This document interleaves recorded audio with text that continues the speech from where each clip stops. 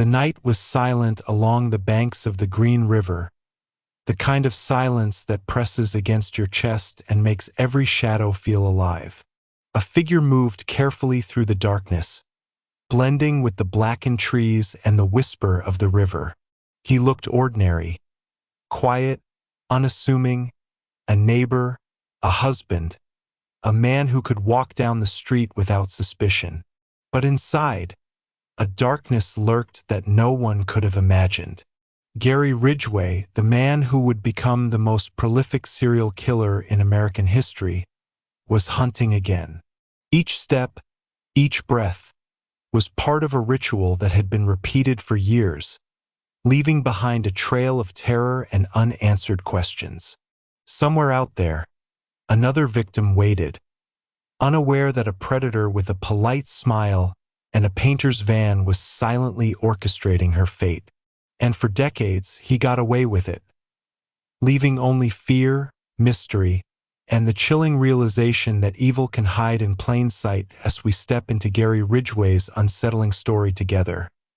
I'd love for you to be part of the conversation. If you're finding this deep dive interesting, a simple tap on the like button lets me know and helps more curious minds discover it too. If you enjoy true crime stories told this way, feel free to subscribe so you'll always catch the next one. And after watching, share your thoughts about Gary Ridgway and his story in the comments. I genuinely enjoy reading what you think, and it helps our little community grow. Now let's begin. Chapter 1: Shadows on the River. The murders begin in the early 1980s. The banks of Washington State's Green River were serene, a place where the sound of rushing water blended with the chatter of birds and the soft hum of passing traffic on distant bridges. It was a landscape of moss-draped trees and quiet stretches of pebbled shorelines, the kind of environment that invited calm reflection rather than fear. But in the summer of 1982, this peaceful setting began to change.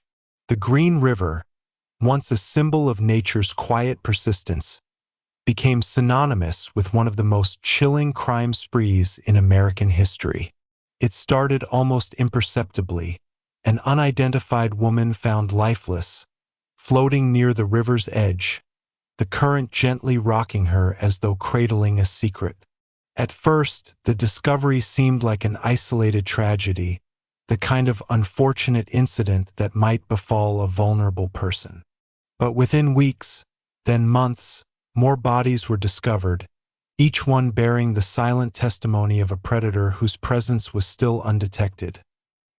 The victims were often young women, many of them involved in street-level sex work or living on the margins of society. These were individuals who, for various reasons, were less likely to be reported missing quickly, which made them tragically easy targets for someone who understood how to move unseen. For the residents of Seattle and the surrounding King County area, whispers of a serial killer began to stir uneasily in local news broadcasts and police briefings. This was not Los Angeles or New York, cities long mythologized for crime and danger. This was the Pacific Northwest, a region prized for its lush beauty and slower pace. The notion of a calculating killer haunting its riversides was almost unthinkable. Yet, as more bodies surfaced, some dumped in wooded areas, others in shallow water, the evidence grew impossible to ignore. A pattern was emerging, and with it, a growing sense of dread. Behind these discoveries lay the actions of Gary Leon Ridgway, a man who outwardly appeared as ordinary as any neighbor or coworker. At the time, Ridgway was a truck painter for a local company, clocking in and out like any other working man. He was polite, quiet, and, by most accounts, unremarkable. He had been married more than once, attended church, and even discussed the Bible with colleagues. Nothing in his demeanor suggested that he would become known as the most prolific confirmed serial killer in United States history. But the ordinariness was a mask, one that hid a predatory instinct and an ability to exploit the vulnerabilities of those whom society often overlooked. This duality, the quiet worker and the nocturnal predator, would confound investigators for decades. By late 1982, law enforcement had confirmed at least 5 victims connected to the Green River, and the number would soon rise. The local task force assembled to investigate the killings quickly realized the challenge they faced. This was an era before sophisticated DNA testing, when evidence often meant little more than fibers, tire tracks, and eyewitness accounts. The killer was careful, sometimes returning to scenes to move or even redress victims, a grim attempt to confuse the timeline and complicate forensic work. Yet even these early cases bore a disturbing signature. Women strangled, left in clusters, their bodies discarded as if they were objects rather than human beings. It was this chilling disregard that gave the case its name, the Green River Killer, and cemented it in public consciousness. The psychological weight of these discoveries began to seep into the daily lives of Seattle residents. Parents warned daughters not to go out alone, particularly at night. Taxi drivers and bus operators grew wary of certain routes. Even those far removed from the world of street work felt a creeping anxiety. There was someone out there who was not only killing but eluding the police. The press ran headlines that blended horror and speculation, and rumors circulated of a shadowy figure lurking in trucks along Pacific Highway South, scouting for victims. But Gary Ridgway, the man behind the wheel of those trucks, remained a ghost, visible yet invisible, hiding in plain sight. It's important to understand that the Green River murders didn't occur in a vacuum. The early 1980s were a time of significant social change. Economic pressures and cuts to social programs had pushed many vulnerable women into survival sex work. Police resources were often limited, and societal attitudes toward sex workers were dismissive at best, hostile at worst. Ridgway exploited this reality with chilling efficiency. He learned which women were least likely to have someone searching for them immediately. He knew the isolated stretches where a truck could pull over unseen. He practiced a facade of harmlessness, offering victims a ride or a few dollars, only to turn on them with lethal force. This combination of social context, investigative limitations, and Ridgway's manipulative tactics created the perfect storm for a killing spree that would last for years. As the body count rose, the Green River Killer became both a local and national obsession. Television specials, newspaper exposés, and crime magazines speculated on his identity. Some compared him to Jack the Ripper, others to Ted Bundy, who had stalked the same region a decade earlier. Bundy himself, imprisoned in Florida, would later offer insights to investigators on the killer's psychology. But in these early days, there was only fear, speculation, and a growing list of the dead. For the families of the victims, the headlines offered little solace. They had lost daughters, sisters, and friends to a faceless monster, and all they could do was hope the police would catch him before he struck again. The Green River itself flowed on, indifferent to the tragedies it had become synonymous with. Each ripple, each eddy, seemed to carry away a fragment of the story, a secret waiting to be uncovered. And as summer turned to fall, and fall to winter, Gary Ridgway continued his grim work, blending into the crowd, driving his pickup truck down familiar highways, scanning for his next victim. The killings were not random. They were part of a pattern only he fully understood. And for the people of Washington state, the nightmare was just beginning. The slow escalation of bodies found along the Green River and its surrounding wooded areas created a grim rhythm in the region, like a drumbeat that only those living closest to the fear could hear. In the first months, some residents clung to the idea that these deaths were unrelated, perhaps the result of drug overdoses or interpersonal violence. Yet the consistency of the victims and the manner of their deaths began to erode such illusions. Most had been strangled with ligatures or by hand, a method both intimate and efficient, leaving little ballistic or blood evidence. Often their clothes were missing or rearranged in strange ways, hinting at a ritualistic or practical purpose. Detectives learned that some of the victims had last been seen along Pacific Highway South, a busy corridor lined with motels, diners, and neon signs, where transient populations and sex work thrived under the glow of passing headlights. This was Ridgway's hunting ground, a place he knew so well he could navigate it like the back of his hand. To investigators, the killer seemed like a phantom. Tips poured in hundreds, then thousands, but leads dried up almost as soon as they appeared. Forensic technology of the early 1980s simply wasn't equipped to handle a case of this magnitude. The best evidence the task force had were paint samples, fibers, and occasional witness sightings of a dark pickup truck or a quiet man. Police tried staking out known sex work corridors, even using undercover officers as decoys, but Ridgway managed to avoid detection. His familiarity with the area gave him an edge. He often killed victims in or near his vehicle and disposed of them quickly, sometimes revisiting the dump sites days or weeks later, a grim pilgrimage that allowed him to relive his crimes or move evidence. What made the case even more chilling was Ridgway's ability to appear utterly normal in daylight. While his nocturnal predations continued, his daytime life revolved around steady employment and ordinary routines. He clocked in at the Kenworth truck plant painting trucks, chatted with coworkers, and attended church on weekends. He married and divorced, sometimes within a few years, and maintained relationships with women who never suspected his darker side. Those who knew him casually described him as mild-mannered, even shy. It was precisely this ordinariness that made him so effective at evading suspicion. Unlike more flamboyant killers who relished notoriety, Ridgway blended into the background, a predator camouflaged as a working-class neighbor.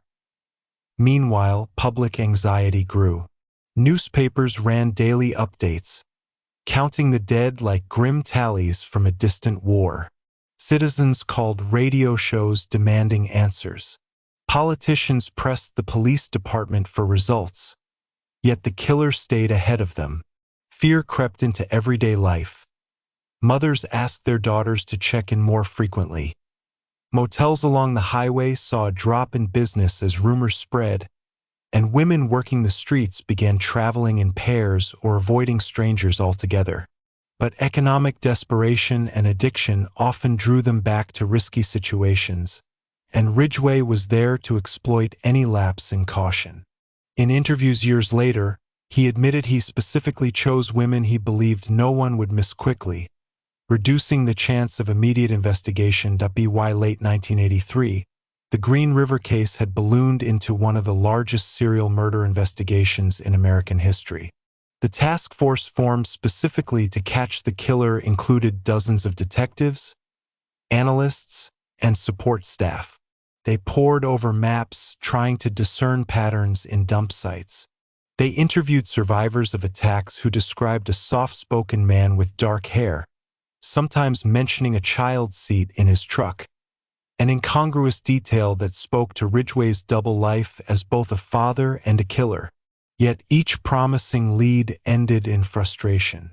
In an era before databases and DNA hits, the investigation resembled a massive jigsaw puzzle with too many missing pieces. For Ridgway, the killings were not only acts of violence but also, in his own twisted view, acts of control. He later told investigators that he believed he was cleaning up the streets, a justification that revealed both his contempt for his victims and his distorted moral compass. He would often have sex with his victims before killing them, then return to the bodies days later, sometimes engaging in necrophilic acts. These details were unknown to the public at the time, but they underscore the depravity behind the quiet exterior. The Green River Killer was not merely a man who killed. He was a man who derived ongoing satisfaction from his crimes, revisiting scenes as though tending to a macabre secret garden. Even in the midst of this horror, small breakthroughs hinted at future justice. Evidence collected from victims included tiny flecks of paint consistent with the type used at Ridgway's workplace. Some investigators began to suspect a connection to someone in the automotive or industrial paint business. They even interviewed Ridgway in 1983, after a witness linked his truck to a potential victim. He passed a polygraph test and presented himself as cooperative, claiming he had nothing to hide. Without stronger evidence, police had no choice but to let him go. This moment, in hindsight, would become one of the case's most haunting near misses. A brush with the killer that slipped through their fingers. All the while, the Green River continued its indifferent flow, carrying away leaves, debris, and, in the minds of many, the hopes of catching the murderer quickly. Yet the investigation was laying down a foundation. Each piece of evidence, each interview, each fiber collected would one day contribute to the case that finally trapped Gary Ridgway. But in the early 1980s, this was still just a grim hope. More women would die before technology and persistence aligned to unmask him. In the neighborhoods near the highway, streetlights flickered over asphalt stained by rain, and the neon glow of motels reflected off wet sidewalks. The region's quiet beauty, its pine forests, misty mornings, and winding rivers, took on a sinister undertone. People began to speak of the Green River not as a natural landmark but as a symbol of horror, a place whose name would forever be linked to death.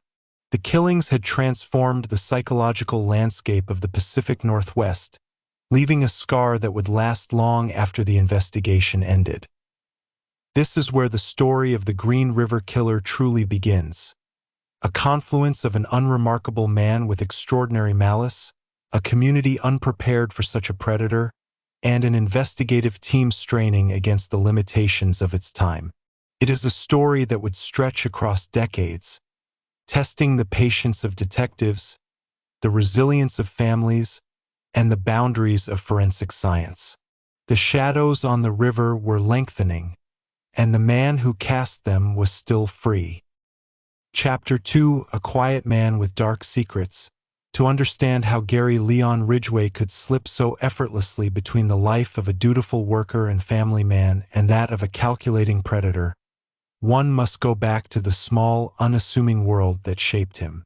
Born on February 18, 1949, in Salt Lake City, Utah, Ridgway grew up as the middle child of 3 boys in a modest household. His father, Thomas, drove buses and kept to a strict work schedule, while his mother, Mary, was a homemaker who maintained an immaculately clean home and reportedly displayed a volatile temper. Accounts from relatives and later psychological reports describe a childhood marked by contradictions. A rigid household ruled by his mother's intense discipline and shaming, and a neighborhood where children roamed freely and were expected to develop toughness on their own. Gary was a small, timid boy who often wet the bed well into adolescence, a behavior that provoked his mother's scolding and, according to him, humiliating washing rituals. These early experiences have been examined by criminologists searching for clues to his later violence.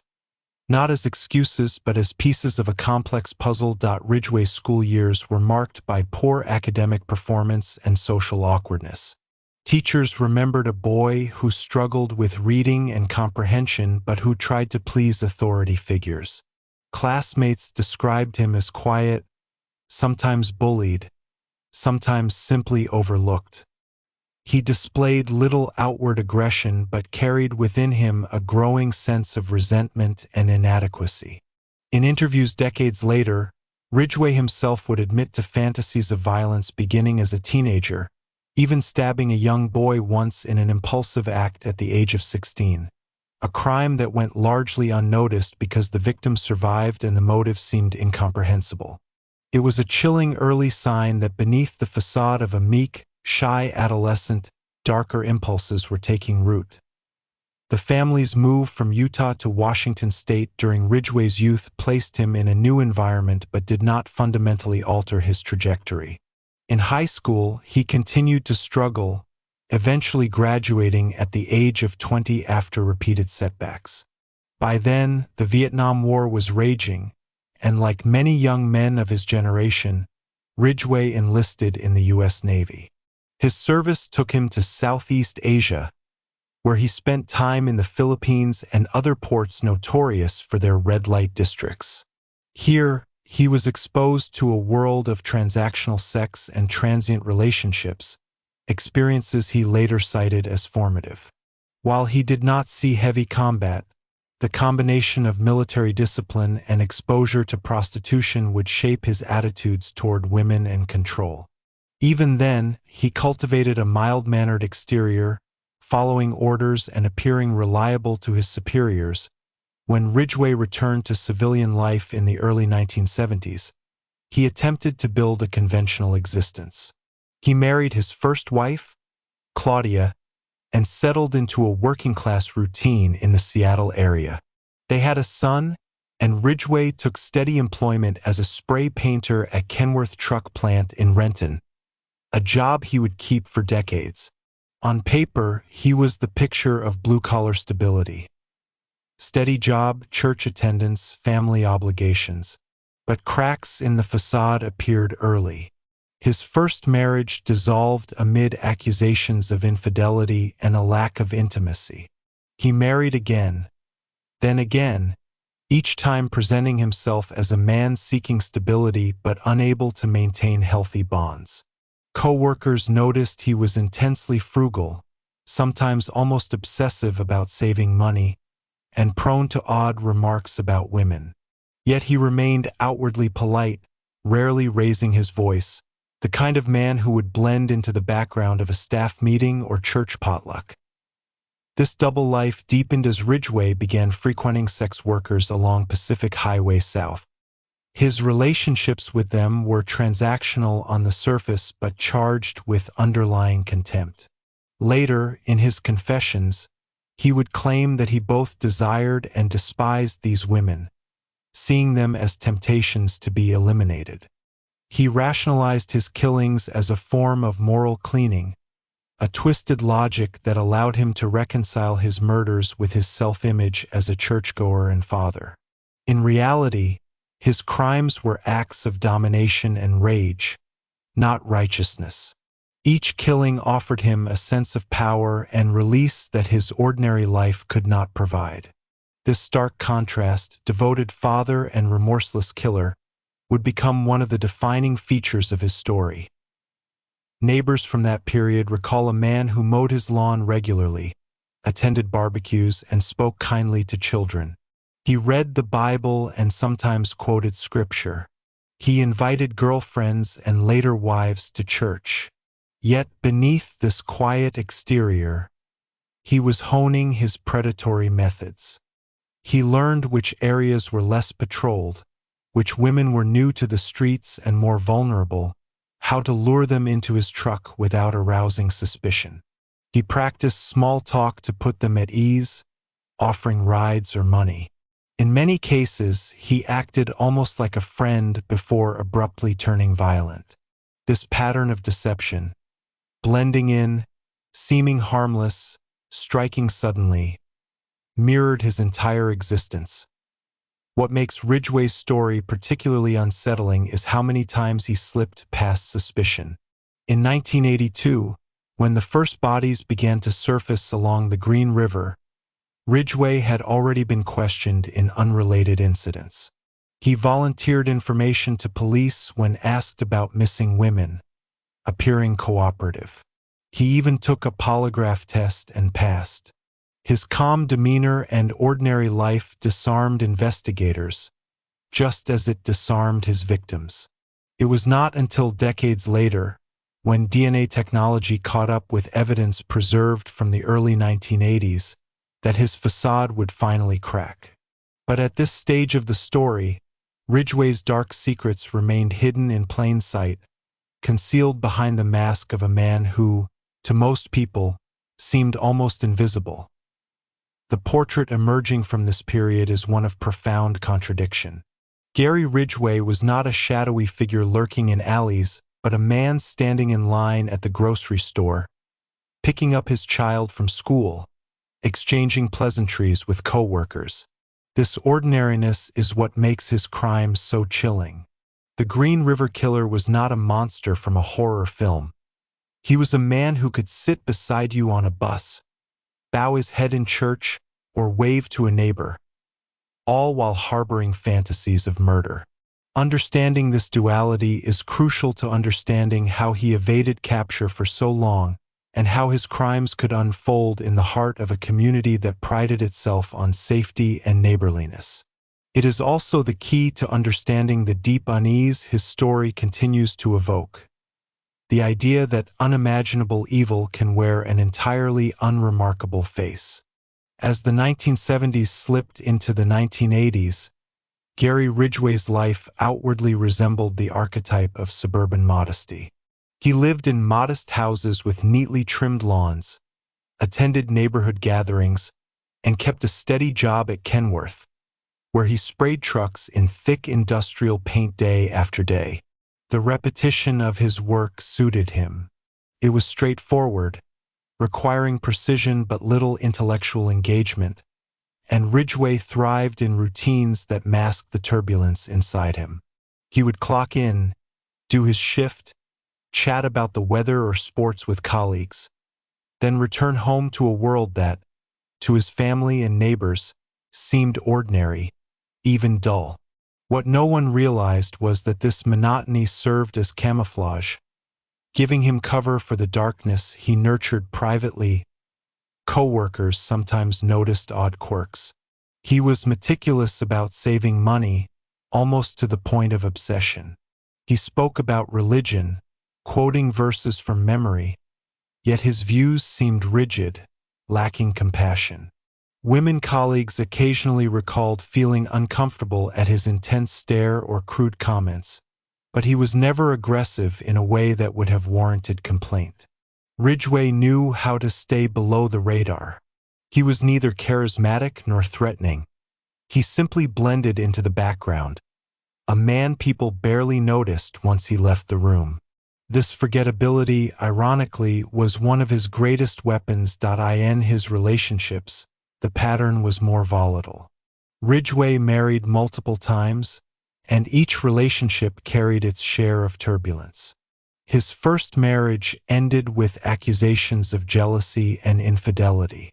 His second wife later recalled that while he projected religious devotion, he also demanded constant control, monitoring her movements and criticizing her appearance. The tension between his outward image and private cruelty was striking. He longed for the appearance of stability, a wife, a home, a son, but his own insecurities and darker impulses corroded every relationship. When his wives left him, they often spoke of relief, but none fully grasped the depths of his secret life. That secret life was already well underway by the early 1980s. Ridgway was frequenting Pacific Highway South, a long strip of road lined with cheap motels, diners, and stretches of pavement where women in desperate circumstances sought clients. To Ridgway, this was a marketplace of vulnerability. He knew how to gain the trust of women who lived with daily risks. He offered rides, small amounts of cash, or the simple pretense of kindness. He appeared soft-spoken, polite, even awkward, which made him seem less threatening. But once they were isolated, often inside his truck or in wooded areas he knew intimately, the facade dropped. He would strangle them, sometimes with his hands, sometimes with ligatures, watching the life drain from them with chilling detachment. In later confessions, He admitted that he preferred strangulation because it allowed him control without leaving obvious evidence like gunshots or knife wounds. It was also silent, allowing him to kill without drawing attention.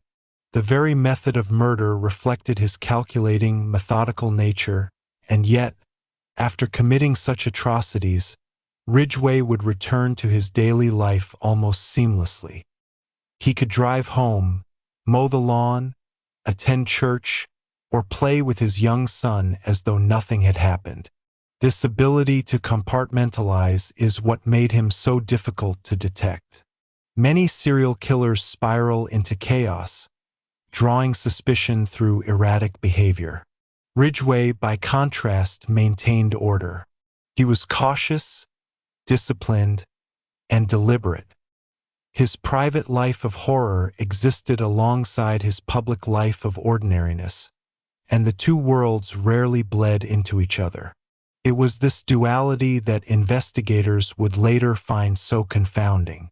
How could a man appear so average yet commit acts so monstrous? Part of the answer lies in Ridgway's psychology.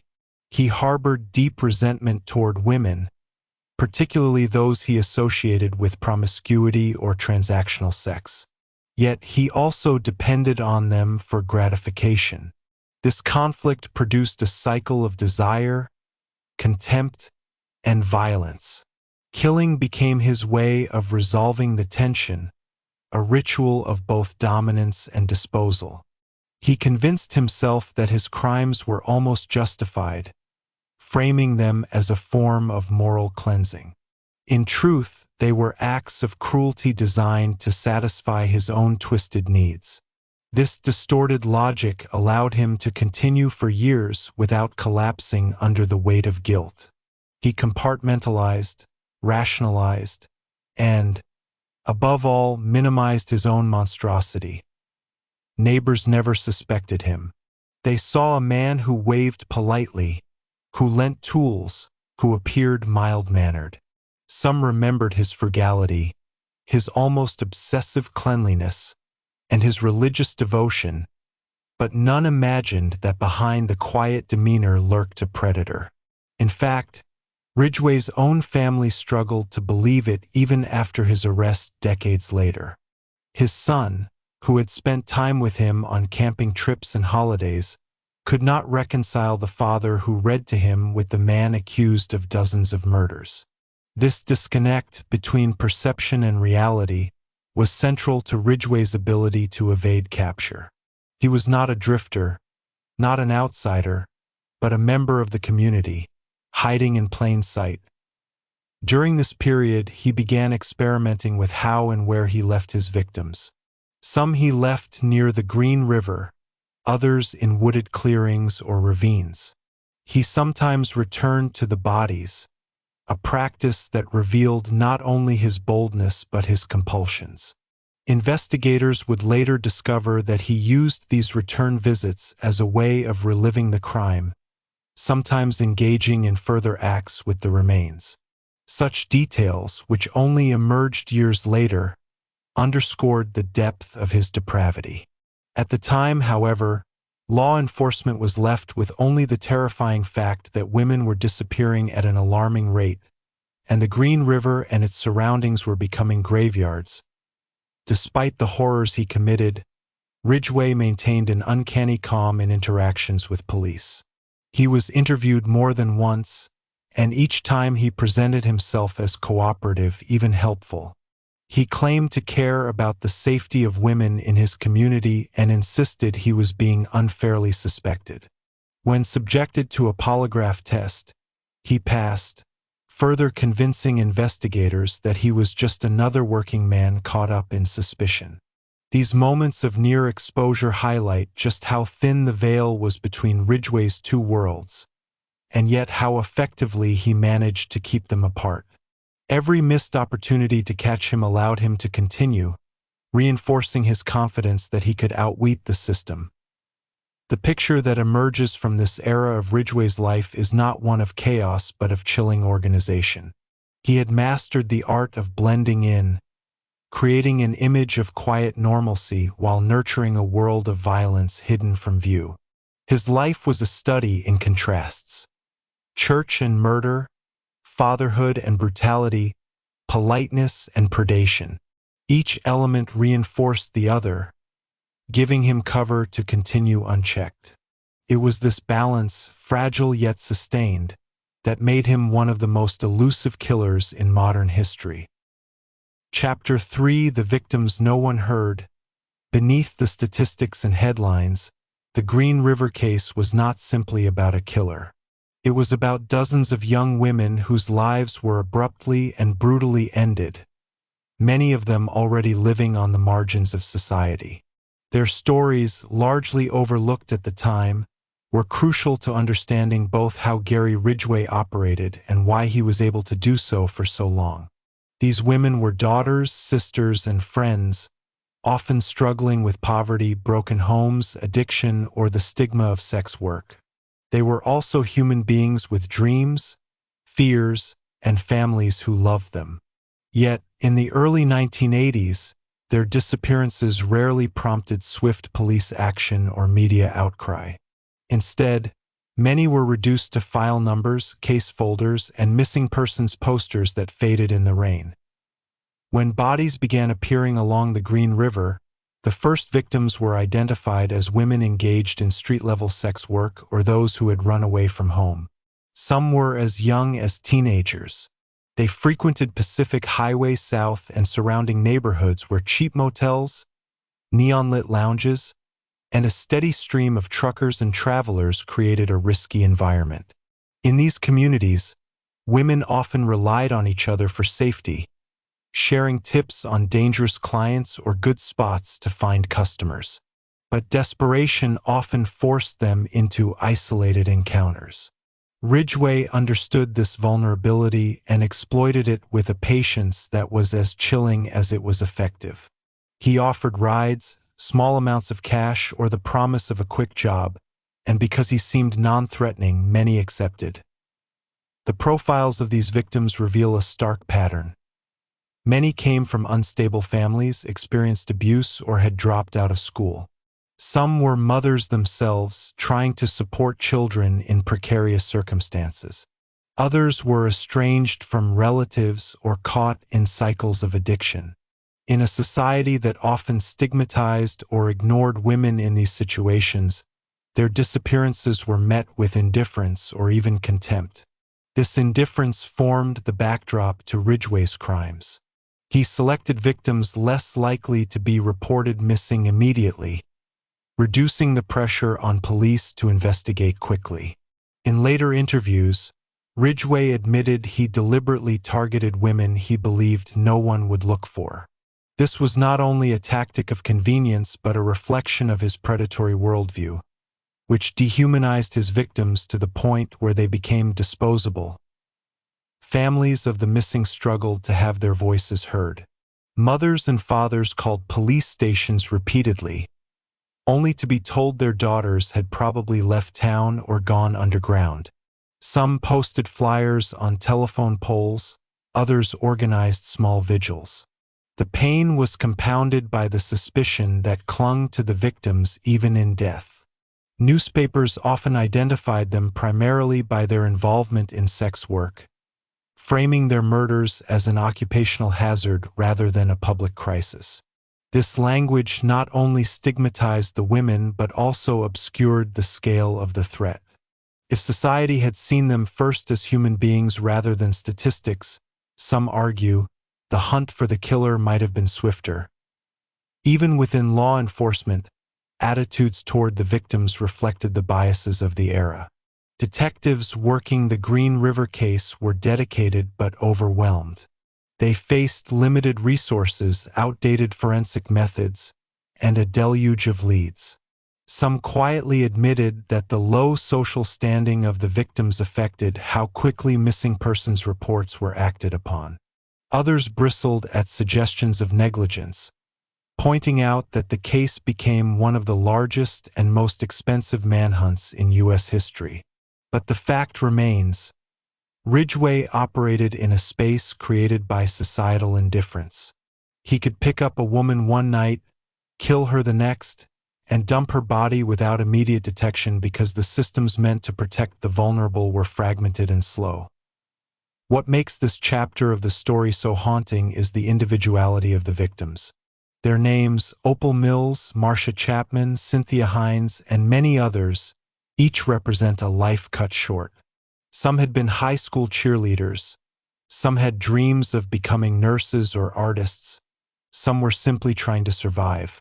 In court years later, relatives would read impact statements describing birthdays missed, children left without mothers, and decades of unanswered questions.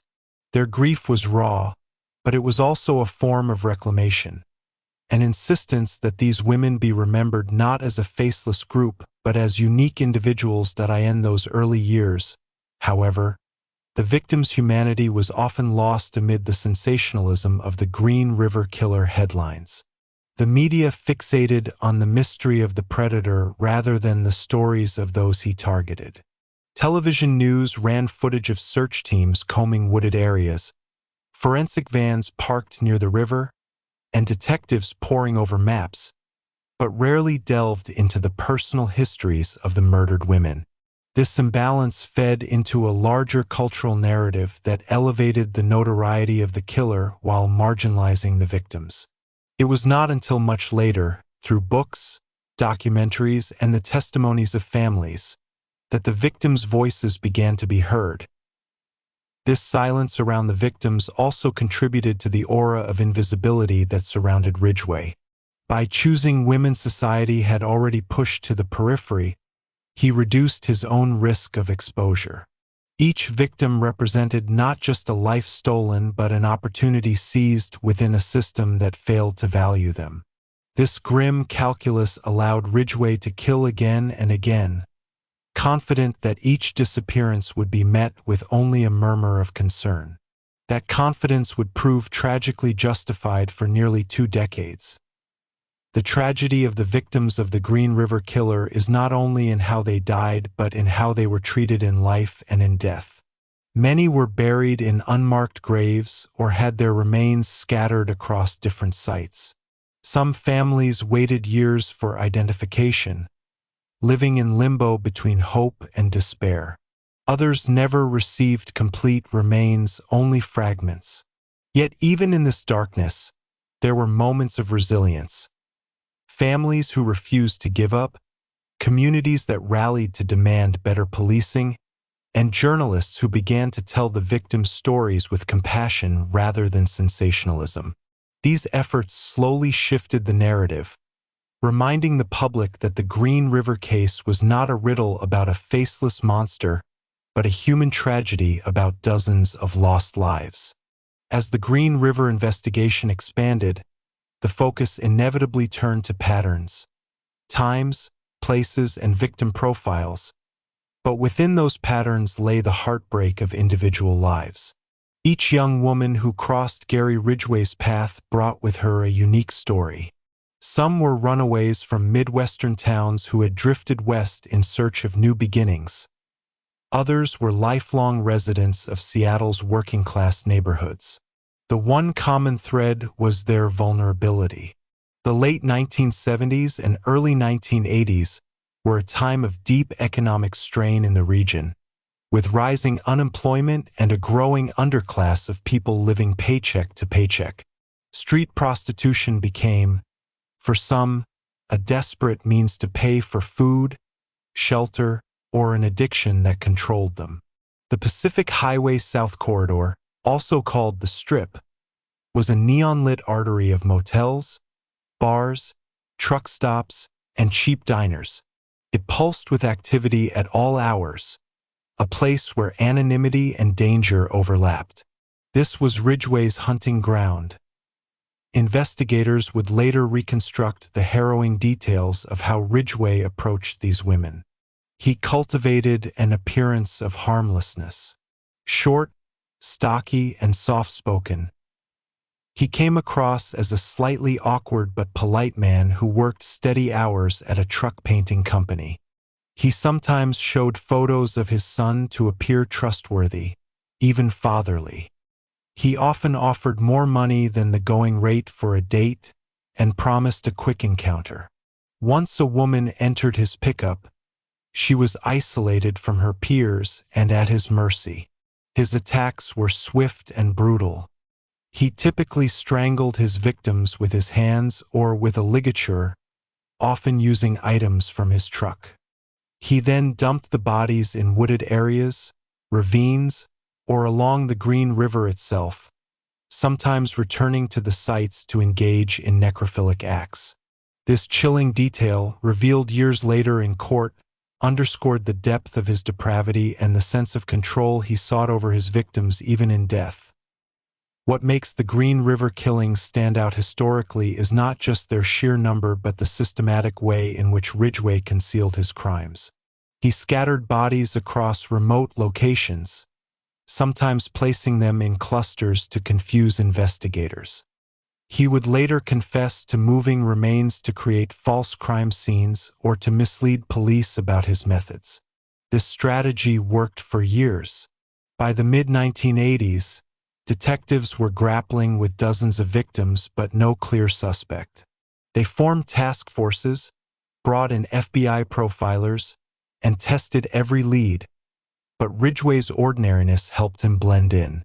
He was stopped and questioned multiple times but never held.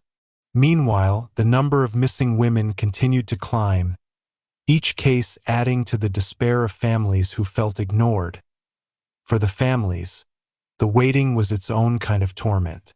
Parents and siblings described living in a constant state of suspended animation, unsure if their loved one was alive or dead. Some kept bedrooms unchanged for years, as though their daughters might walk through the door at any moment.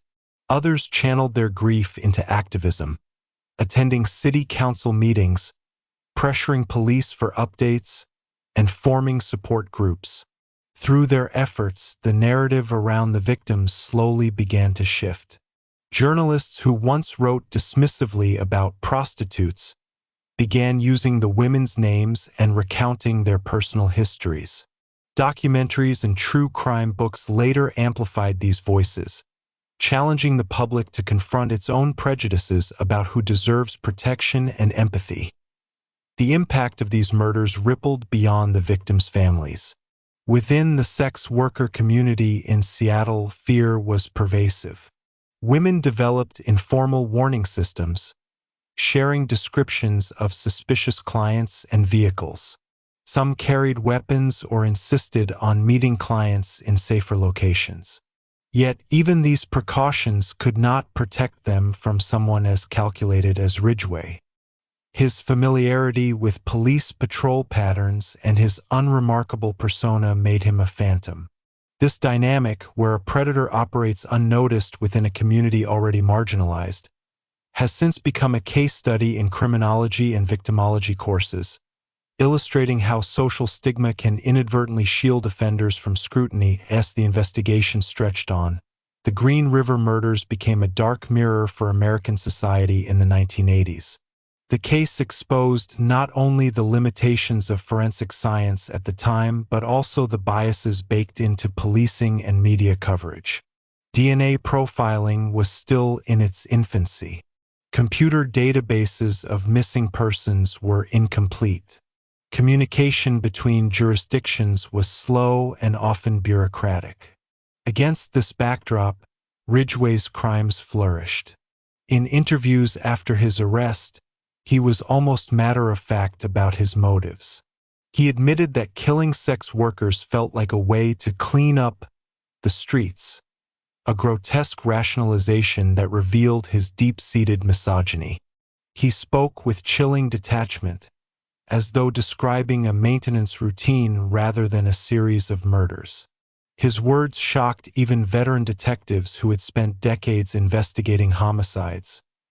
And yet, within this bleak narrative, there were small moments of justice and remembrance.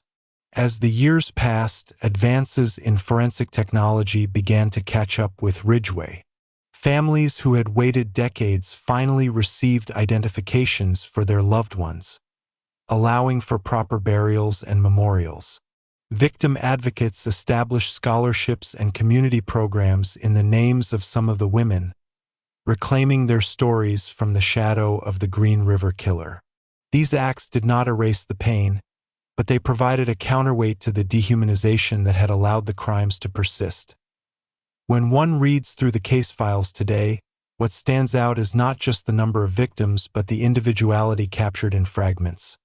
Photographs, letters, diary entries, school report cards. These artifacts testify to lives that mattered, lives with texture and promise. They force us to see beyond the label of victim and to reckon with a society that, at the time, failed to protect them. They also explain, in part, why the Green River case continues to haunt the public imagination. It is not merely the story of a serial killer, but a cautionary tale about the costs of indifference, the fragility of marginalized lives, and the enduring human need to remember and to mourn. By the time Gary Ridgway was finally arrested in 2001, the list of suspected victims had grown to dozens. The women he targeted had long been denied justice in life. Only in death did their cases receive the attention they deserved. Even now, some of Ridgway's confessed victims remain unidentified. Their names lost to time, but their presence still felt in the statistics. Each unidentified victim represents a story untold, a family still waiting, a wound still open. This is the true legacy of the Green River Killer, not just the horror of his acts, but the silence that surrounded them, a silence slowly, painfully broken by those who refuse to forget. Chapter 4: A Predator in Plain Sight. By the mid-1980s, as headlines about the Green River killings grew, no one suspected that the man quietly clocking in at his job south of Seattle, paying his mortgage, and attending barbecues with neighbors was the same person depositing bodies in the woods at night. Gary Leon Ridgway's ordinariness became his camouflage. While newspapers speculated about a monstrous drifter, a shadowy trucker, or perhaps a transient serial killer, the reality was far more unnerving. The predator was not some faceless stranger lurking in the dark, but a familiar presence in the community. Someone you might see at the grocery store, at church, or working on his lawn. Ridgway's life at this time was a study in contrasts. By day, he was a dependable employee at the Kenworth truck painting plant in Renton, where he had worked for years. He was punctual, hardworking, and known for doing overtime. He attended meetings, joked with coworkers, and rarely missed a shift. His bosses described him as unremarkable but reliable, the kind of man you might forget 5 minutes after meeting him. At home, he lived in modest suburban houses in SeaTac and later Auburn, nondescript neighborhoods lined with maple trees and single-story homes. Neighbors recalled him as polite, if slightly odd. He mowed his lawn, washed his pickup, and sometimes invited people over for casual get-togethers. He even joined local religious services from time to time, quoting Bible verses in conversations. Nothing about his surface life hinted at the darkness underneath. This facade was not accidental. Ridgway had learned early how to project normalcy. Raised in a turbulent household where his domineering mother clashed with his father, he internalized a mix of religious guilt, sexual repression, and resentment that would later twist into homicidal impulses. Yet outwardly, he presented himself as mild-mannered and self-controlled. He married 3 times, though each marriage was troubled. His first marriage collapsed amid infidelity and arguments. His second wife described him as intensely jealous and controlling, prone to accusing her of being unfaithful, even as he spent evenings cruising for prostitutes. He tried to balance these contradictory worlds. Devoted husband and devout churchgoer on one side, habitual customer of sex workers on the other. With an almost mechanical precision at work, his co-workers noticed small quirks but nothing alarming. He kept to himself, brought simple lunches, and rarely socialized outside the job. Yet, beneath this veneer, Ridgway was developing an obsession with control and domination. His religious zeal mixed with misogyny into a toxic brew. He reportedly read scripture aloud to prostitutes before strangling them, as though trying to sanctify his acts. He later claimed he viewed sex workers as trash and believed he was cleansing the streets. These rationalizations allowed him to murder repeatedly without seeing himself as evil. To his mind, he was both sinner and redeemer, punisher and family man. What's particularly chilling about this period of Ridgway's life is how seamlessly he compartmentalized his crimes. He would leave work, pick up a victim, kill her, dispose of the body, and then return home to eat dinner with his wife or play with his young son. Friends recalled seeing him at birthday parties and church picnics, smiling and making small talk, while police were scouring the Green River for evidence of the very bodies he had dumped.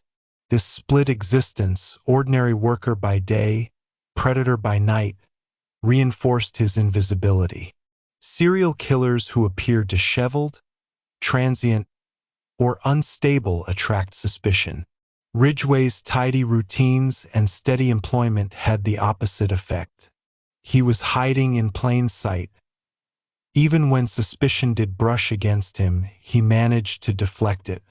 In 1983, he was interviewed by police after a witness reported seeing him with a victim. He admitted to picking up prostitutes but denied any involvement in the murders. He even passed a polygraph test, which at the time was still considered a reliable investigative tool. This emboldened him. He later told investigators that passing the polygraph convinced him he was smarter than the police, feeding his sense of superiority. Meanwhile, his name continued to float through investigative files as one of hundreds of potential suspects, but nothing tied him concretely to the crimes. Ridgway's ordinary exterior also disarmed his victims. Many of the women he approached were used to dealing with aggressive or erratic clients. Ridgway, by contrast, seemed calm, soft-spoken, even shy. He sometimes brought his young son with him while cruising the strip to appear harmless, a tactic that lowered the women's guard. He drove a nondescript pickup truck, not the flashy cars associated with dangerous Johns. This careful image management allowed him to lure victims who might have refused a ride from someone more obviously threatening. It also helped him slip through police surveillance. Detectives who tried to track the killer often focused on transient men with violent histories, not on a soft-spoken father holding a steady job. This dual life is one of the reasons the Green River case became such a seminal study in criminology. It challenged assumptions about what a serial killer looks like and how he behaves. The idea of the monster as a visibly deranged outsider dissolved under the reality of Ridgway's banality. Here was a man who attended work picnics, paid his taxes, and blended seamlessly into his environment, yet harbored a compulsion to strangle women and leave their bodies in shallow graves. This revelation forced investigators and the public to confront a disquieting truth. The most dangerous predators are sometimes the least conspicuous. By the late 1980s, as the body count mounted, Ridgway continued refining his methods. He learned to select dump sites more carefully, to destroy evidence, and to mislead investigators. He was aware of police stakeouts and adapted his behavior accordingly. He sometimes left false clues or staged scenes to confuse detectives. These tactics, combined with his bland persona, extended his killing career far beyond what many believed possible. He later admitted that his goal was to kill as many women as he could without getting caught. His calmness, patience, and ordinariness were not incidental. They were the very tools of his predation. As the Green River killings continued through the 1980s, Gary Ridgway's ability to evade detection became increasingly remarkable. While detectives assembled timelines, mapped body dump sites, and interviewed witnesses, Ridgway moved through daily life as if untouched by the chaos he had created. He maintained his job at the Kenworth truck plant, clocking in and out like any ordinary employee, and he continued attending church, volunteering, and participating in community events. To co-workers and neighbors, he remained a quiet, polite man, entirely unremarkable. The contrast between his public and private lives was stark, almost unimaginable. This duplicity became one of the defining elements of his criminal profile, demonstrating the chilling effectiveness of a predator who relied on ordinary appearances to shield extraordinary violence. Ridgway's careful planning extended beyond appearances. He developed a meticulous understanding of the terrain surrounding Pacific Highway South and the Green River. He memorized secluded areas, low-traffic side roads, and stretches of woods that offered cover for both abduction and body disposal. He timed his drives and approached victims during moments when law enforcement presence was minimal. Occasionally, he would check newspaper reports or police activity before disposing of a body, adjusting his routines to avoid detection. In later confessions, he admitted that the thrill of killing was intertwined with the challenge of evading capture. He was not a reckless killer. He was calculating, deliberate, and methodical in his actions. This careful behavior also meant he had a deep awareness of the investigative landscape. Police had established the Green River Task Force by the mid-1980s, pooling detectives, forensic specialists, and federal agents to track the killings. They created timelines, sought patterns, and conducted surveillance along known sex work corridors. Yet Ridgway's understanding of human behavior and his own community allowed him to remain several steps ahead. He would adapt his tactics, sometimes revisiting older dump sites to relocate bodies or staging crime scenes in ways that misled investigators about his methodology. His ability to manipulate evidence and control the environment around him became a hallmark of his predatory approach, frustrating law enforcement for years.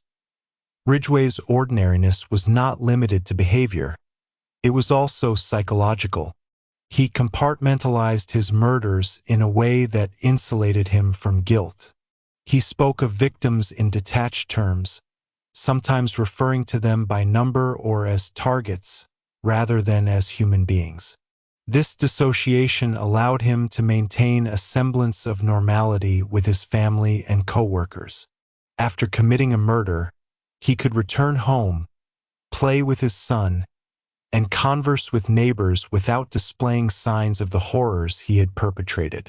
In essence, Ridgway lived in two entirely separate worlds, the world of everyday routine and the world of lethal obsession.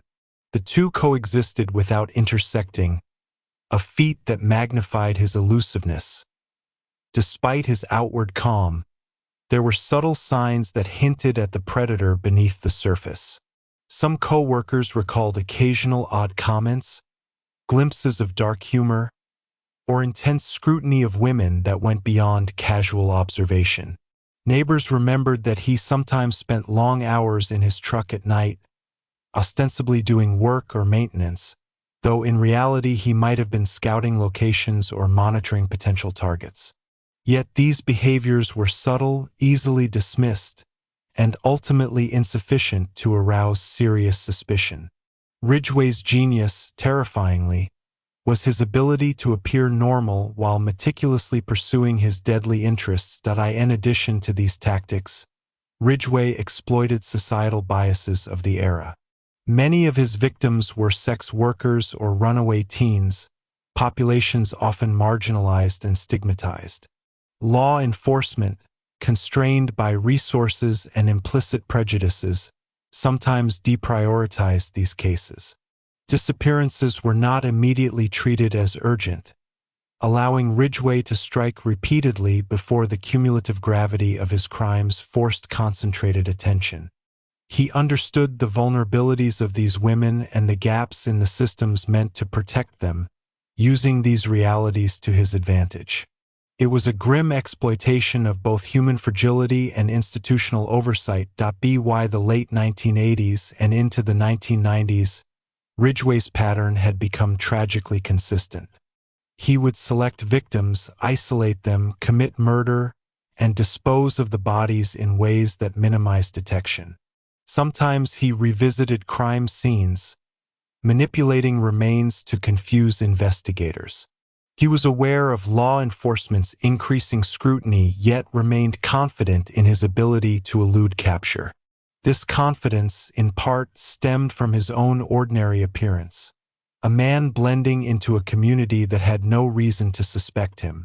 He had mastered the art of invisibility, making the idea of a monster walking among the suburban landscape a terrifying reality. The persistence of the Green River killings placed immense psychological pressure on the Seattle community. Women traveling alone were warned to be cautious. Sex workers altered routines, traveled in groups, or avoided certain areas entirely. Parents kept a watchful eye on daughters. Public anxiety became a constant backdrop, punctuated by news reports of additional bodies, investigations, and theories about the killer's identity. Yet Ridgway continued his double life, unaffected by fear of capture or social condemnation. His crimes were deliberate, organized, and chillingly detached from public perception. This period also demonstrated the evolving sophistication of law enforcement. The Green River Task Force began to employ behavioral profiling, geographic mapping, and early forensic techniques to anticipate Ridgway's movements. They sought to identify patterns in victim selection, dump sites, and timing. Investigators even consulted with other serial killer experts to understand the mind behind the crimes. Yet despite these efforts, Ridgway's careful planning and ability to maintain normalcy ensured that he remained a step ahead. He was not only killing but also learning, adapting, and refining methods to avoid the law. Understanding Gary Ridgway as a predator in plain sight provides a profound insight into his longevity as a serial killer. It was not simply the number of victims, the brutality of his crimes, or the geographical area that made him so dangerous. It was his mastery of invisibility, the seamless blending of evil into the mundane. He demonstrated that appearances could be deceiving, that a quiet, polite man could harbor the darkest impulses, and that even persistent, sophisticated investigation might fail when confronted with meticulous deception. This duality, terrifying in its simplicity, ensured that for nearly 2 decades, the Green River Killer operated largely unchecked, leaving behind a trail of victims and despair. Chapter 5: The Investigation Intensifies. By the late 1980s, the Green River case had grown into a massive, high-profile investigation that consumed law enforcement resources across Washington state. Initially, the task force had been small, consisting of a few detectives from local jurisdictions attempting to track disappearances and recover bodies along the river. But as the number of victims mounted and patterns emerged, it became clear that a single department could not handle the scope of the crimes. The Green River Task Force was officially established, pooling personnel from city police, county sheriffs, and even federal agencies. Detectives worked in shifts around the clock, mapping dump sites, compiling victim profiles, and reviewing hundreds of tips from the public. The case had become not only a local concern but a national point of fascination and fear, capturing the attention of media outlets across the country. The task force faced immediate challenges. The victims were largely marginalized women, runaways, sex workers, and teens, whose disappearances were often delayed in being reported. Law enforcement at the time struggled with limited resources and fragmented communication between jurisdictions. Many cases initially filed as missing persons were only later linked to the Green River killings. Detectives combed through files, re-interviewed families, and examined every shred of evidence, hoping to find a connecting thread. Even seemingly trivial details, like the type of clothing the victims wore, minor scars, or known acquaintances, were cataloged meticulously in an effort to build patterns. The complexity of this task cannot be overstated. Each victim was a puzzle piece, but with pieces scattered over a decade, law enforcement was attempting to reconstruct a complete picture from fragments. Early investigative efforts focused on geographic profiling. Detectives noticed that dump sites were concentrated along the Green River but were not limited to any single area. Some were found near isolated woods, others in industrial zones or low-traffic roads. Investigators theorized that the killer was familiar with the region, knew which areas offered cover, and could move without attracting attention. Geographic profiling suggested a suspect who was a local resident, someone whose work and home routines allowed flexibility to commit crimes without raising suspicion.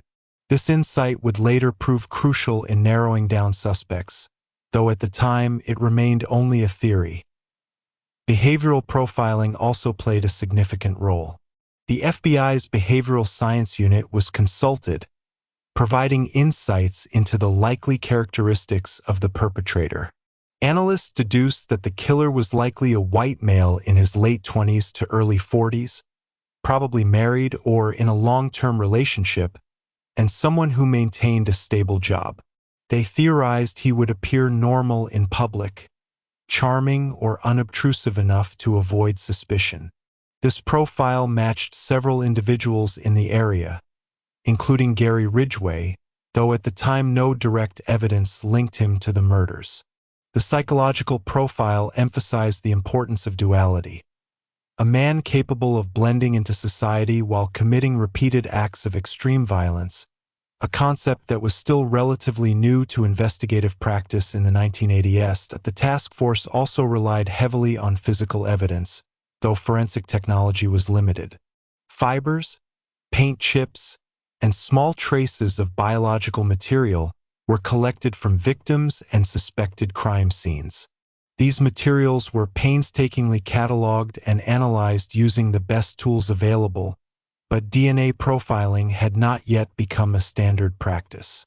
Investigators also tracked vehicles that matched descriptions provided by witnesses, attempting to identify patterns in transportation. They examined criminal records, questioned local sex workers, and interviewed anyone who might have interacted with the killer. Despite exhaustive efforts, leads frequently ended in frustration. Witnesses were often unable to provide clear descriptions, and the transient nature of the victims made identification difficult. Each dead end reinforced the sense of urgency and desperation among investigators. Media coverage of the Green River case intensified the pressure. Newspapers printed photographs of missing women and detailed accounts of recovered bodies. Television programs interviewed law enforcement officials, sometimes dramatizing events in ways that heightened public fear. Local communities reacted with anxiety and vigilance. Mothers warned daughters about strangers. Women in the sex work community traveled in groups, and residents reported suspicious individuals to the police. Yet while public awareness increased, the killer remained elusive, moving through the same neighborhoods unnoticed. This tension, the simultaneous increase in scrutiny and the killer's continued freedom, added a layer of psychological strain to the investigation.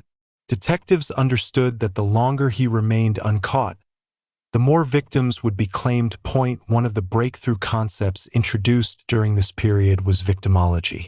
Investigators meticulously analyzed the lifestyles, routines, and social networks of the victims, searching for commonalities that could suggest how they were targeted. This involved reviewing school records, employment history, and personal relationships. Detectives began to recognize patterns.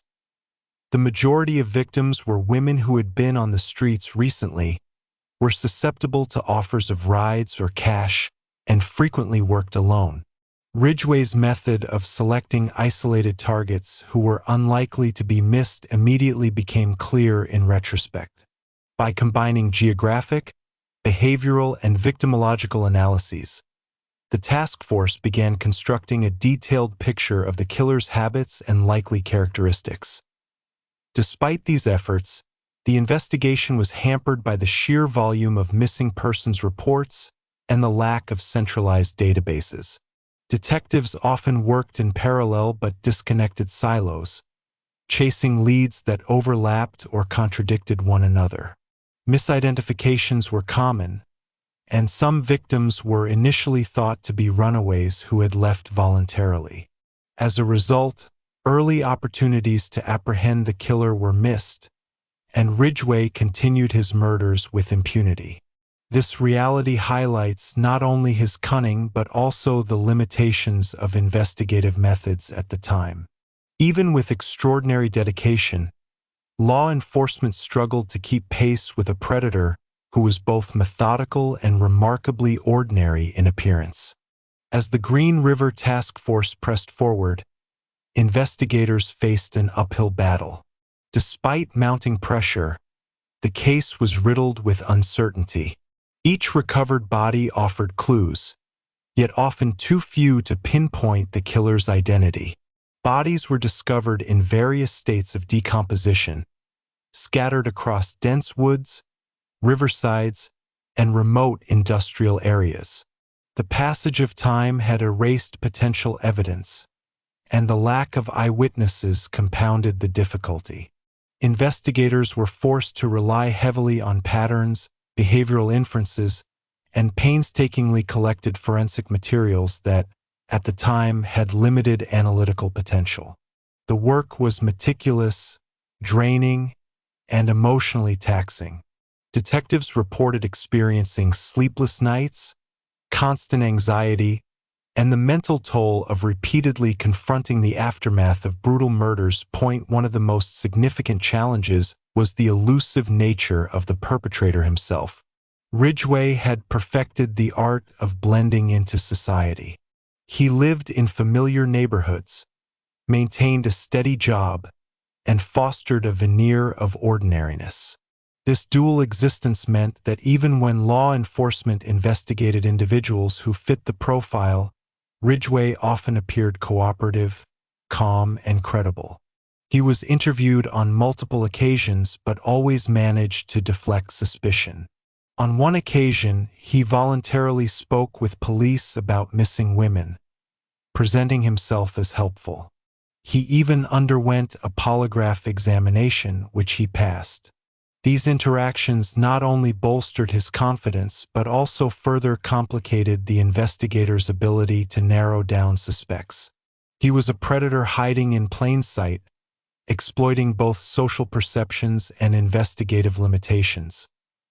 The task force began implementing new strategies. Geographic profiling, though still in its infancy, was increasingly relied upon to predict likely locations for body disposal and potential hunting grounds. Analysts noted concentrations along certain stretches of the Green River and adjacent industrial zones, suggesting the killer's familiarity with local terrain. They hypothesized that he was someone with routine mobility, possibly linked to occupations involving transportation or flexible schedules. Ridgway, who worked long shifts at the Kenworth truck plant but had the occasional flexibility and familiarity with backroads, fit this profile seamlessly. Yet even with these insights, capturing him proved extraordinarily difficult, highlighting the limits of profiling when confronted with a methodical and disciplined killer. Behavioral science also began influencing the investigation. FBI profilers provided detailed analyses of the likely personality, habits, and psychological drivers of the killer. They theorized that he would exhibit a dual life, projecting normalcy in public while maintaining obsessive predatory behavior in private. The profile suggested he might be married or have a family, work a steady job, and maintain a socially acceptable image. This approach, though innovative at the time, offered only guidance rather than certainty. The case exemplified the gap between understanding behavioral patterns and translating them into actionable leads. Detectives had to balance scientific insights with the practical realities of canvassing neighborhoods, interviewing witnesses, and following leads that often led to dead ends. The limitations of forensic technology added to the challenge. Biological evidence collected from victims was often degraded or insufficient for conclusive analysis. While fibers, hairs, and other trace materials were examined under microscopes, DNA profiling had not yet become widely available. This meant that even when physical evidence pointed toward the same perpetrator across multiple cases, it could not definitively identify an individual. Investigators meticulously cataloged each item, hoping that advancements in science would eventually provide the breakthrough needed. This foresight would later prove crucial when DNA technology finally allowed for Ridgway's identification decades later. The investigation was also complicated by social dynamics. Many victims were sex workers or marginalized teens, populations that were not always prioritized by police departments. Early missing persons reports were sometimes dismissed or treated as low priority, a tragic oversight that allowed the killer to continue. Families of victims, frustrated by perceived inaction, often became advocates, organizing searches, distributing flyers, and pleading for attention. Their persistence gradually shifted public perception, increasing pressure on law enforcement. Community engagement, although born from grief and desperation, ultimately became a force multiplier for the investigation, ensuring that cases remained visible and could not be ignored indefinitely. Media coverage played a dual role in the investigation. On one hand, newspaper articles, television segments, and public appeals helped disseminate information, providing leads and urging caution among at-risk populations. On the other hand, sensational reporting sometimes skewed perception, focusing on the enigmatic Green River Killer rather than humanizing the victims or exploring systemic factors that allowed the crimes to persist. Despite this, media involvement maintained public attention and pressured law enforcement to innovate. The case became a landmark example of how investigative techniques, community involvement, and media coverage intersect in the pursuit of serial offenders. By the early 1990s, the Green River Task Force had accumulated an extraordinary amount of data. Investigators maintained extensive files on each victim, mapped dump sites, cataloged tips, and tracked potential suspects. They were methodical in their approach, analyzing behavioral consistencies, geographic clusters, and victim demographics. Yet for all this effort, the killer remained at large. Ridgway's meticulousness, patience, and ability to maintain an ordinary public persona allowed him to operate unchecked for years longer than many had anticipated. It was a frustrating but critical period for the task force, emphasizing that understanding the mind of a serial killer required not only forensic skill but also patience, psychological insight, and an unwavering commitment to following even the faintest trail of evidence. The Green River investigation ultimately set a precedent in serial killer cases, demonstrating the integration of behavioral science, victimology, and geographic profiling. It also underscored the importance of perseverance in law enforcement. Despite numerous obstacles, fragmented data, marginalized victims, limited technology, the investigators laid the groundwork that would eventually lead to Ridgway's capture.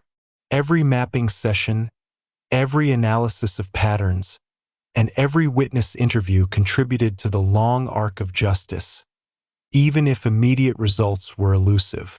The painstaking work of this era highlighted the reality that hunting a predator of Ridgway's caliber required a decades-long commitment, patience, and unwavering attention to the minutiae of both human behavior and geographic patterns. Chapter 6: Hunting the Invisible Killer. By the early 1990s, the Green River Task Force had entered a critical phase. Years of painstaking investigation had built a vast repository of evidence, yet the killer remained elusive. Gary Ridgway had refined his methods to near perfection. He understood both human behavior and law enforcement tactics in a way that allowed him to operate with remarkable precision. He was no longer a hunter of opportunity alone. He had become a predator who planned, observed, and executed with methodical care. Each move was calculated, each encounter deliberate, and each disposal of a victim designed to minimize risk. The very ordinariness that had helped him evade suspicion now served as an invisible cloak, hiding his predatory instincts behind the mask of suburban normalcy.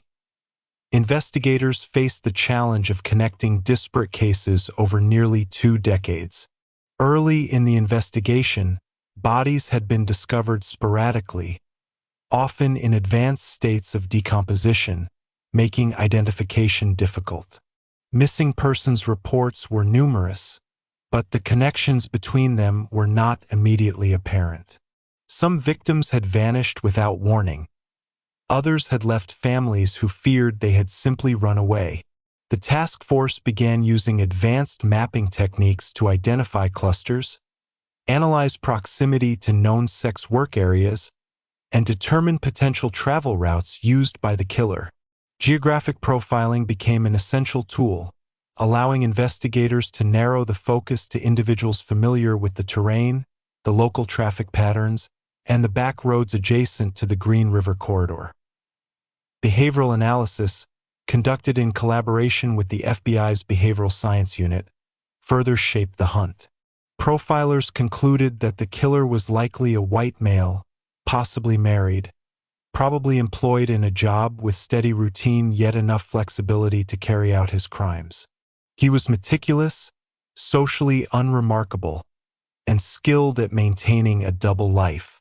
This analysis fit Ridgway's profile with disturbing accuracy, though at the time investigators had not yet identified him as a prime suspect. Profilers also emphasized that the killer exhibited a compulsion for control and dominance, particularly over vulnerable women. His crimes were ritualistic in nature. He would strangle his victims, return to some of the sites, and manipulate evidence to mislead police. These insights provided investigators with a psychological blueprint, allowing them to anticipate behavior patterns and predict potential victim selection. The task force also intensified efforts to engage the public. Media campaigns highlighted missing women, distributed photographs, and offered rewards for information. Flyers appeared in businesses, schools, and neighborhoods. Investigators conducted interviews with surviving sex workers, hoping to gather first-hand accounts of interactions with potential suspects. Over time, patterns emerged. The killer often targeted women who were isolated, recently displaced, or socially marginalized.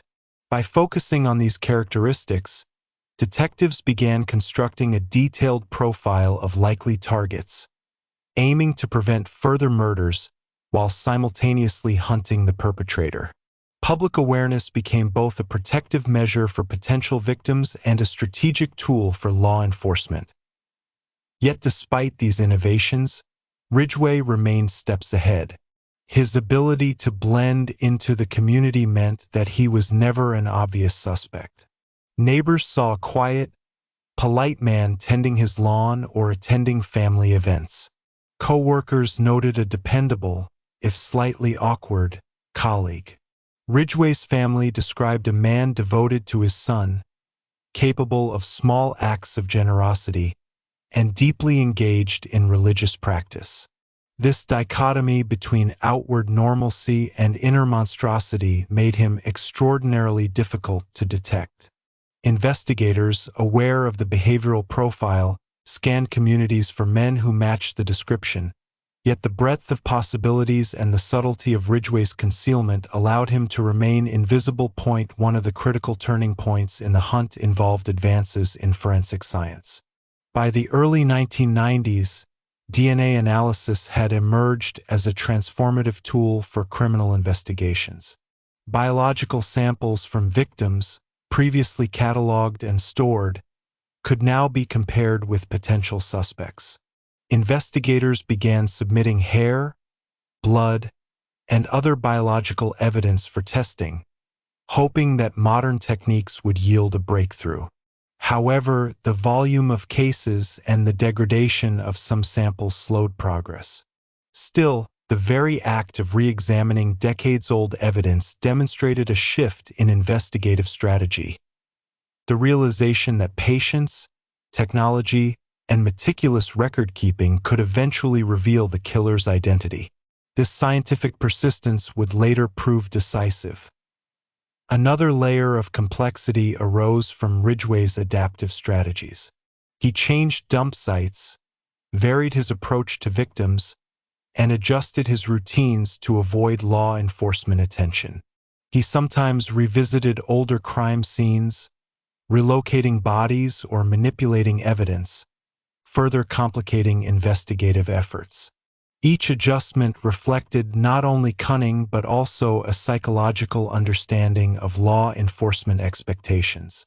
Ridgway seemed to anticipate investigative strategies, a chilling testament to his methodical nature. Detectives recognized this adaptability and attempted to stay one step ahead, but the dynamic cat-and-mouse game was exhausting, requiring continuous analysis and coordination across multiple jurisdictions. Community dynamics also influenced the investigation. Survivors of attempted attacks and local sex workers became invaluable sources of information, offering descriptions, license plate numbers, and behavioral observations. Victim advocates pressed for increased attention, challenged police assumptions, and ensured that missing persons reports were taken seriously. Families of victims, though often frustrated by slow progress, became vocal participants, demanding accountability and rigor. These interactions between law enforcement, community members, and advocacy groups created a collaborative network, even in the face of limited resources. The cumulative effect was a gradual tightening of the investigative net, though Ridgway's invisibility continued to challenge even the most diligent detectives. The hunt for the Green River Killer at this stage exemplifies the tension between methodical planning and human intuition. Law enforcement relied on patterns, profiling, forensic evidence, and public tips, yet success required patience, adaptability, and psychological insight. Ridgway, meanwhile, exemplified the dangers of underestimating ordinary appearances. His ability to maintain dual identities, family man by day, predator by night, highlighted the unique challenges posed by calculated, disciplined offenders. For investigators, every clue, no matter how small, was essential, and the process of connecting the dots across decades of crime demanded both perseverance and innovation. The stage was set for the eventual breakthroughs that would bring one of America's most elusive serial killers to justice. As the 1990s progressed, the Green River Task Force's investigation evolved into one of the most methodical and exhaustive manhunts in American criminal history. Detectives had amassed mountains of information, hundreds of victim files, hundreds of tips from the public, and intricate maps plotting known dump sites. Each recovered body provided a piece of the puzzle, though the fragmented nature of evidence meant that the picture remained incomplete. Investigators were aware that the killer was not only patient but also intelligent in his approach. His ability to adapt, manipulate, and remain invisible made him one of the most challenging serial offenders in modern law enforcement history. Each lead demanded careful scrutiny, with detectives balancing urgency against the need for precision. knowing that even a small misstep could allow the killer to strike again. By this time, the task force had embraced the concept of offender pattern analysis. Investigators began to chart the killer's routines, examining when bodies were disposed of, the condition in which they were found, and any ritualistic behavior that could reveal his psychological drives. They noticed consistencies. Victims were often strangled, sometimes returned to sites multiple times, and occasionally had clothing or personal effects manipulated post-mortem. These patterns, while horrifying, were critical for narrowing the suspect pool and anticipating potential future behavior. The work was painstaking, requiring hours of cross-referencing files, comparing witness statements, and studying geographic clusters. Detectives often stayed in the office late into the night, scrutinizing minute details in the hope of spotting connections that others might overlook. Community engagement remained vital. Public tips, initially sporadic, grew in significance as awareness increased. Survivors of near abductions and local sex workers provided descriptions, behaviors, and details about suspicious individuals.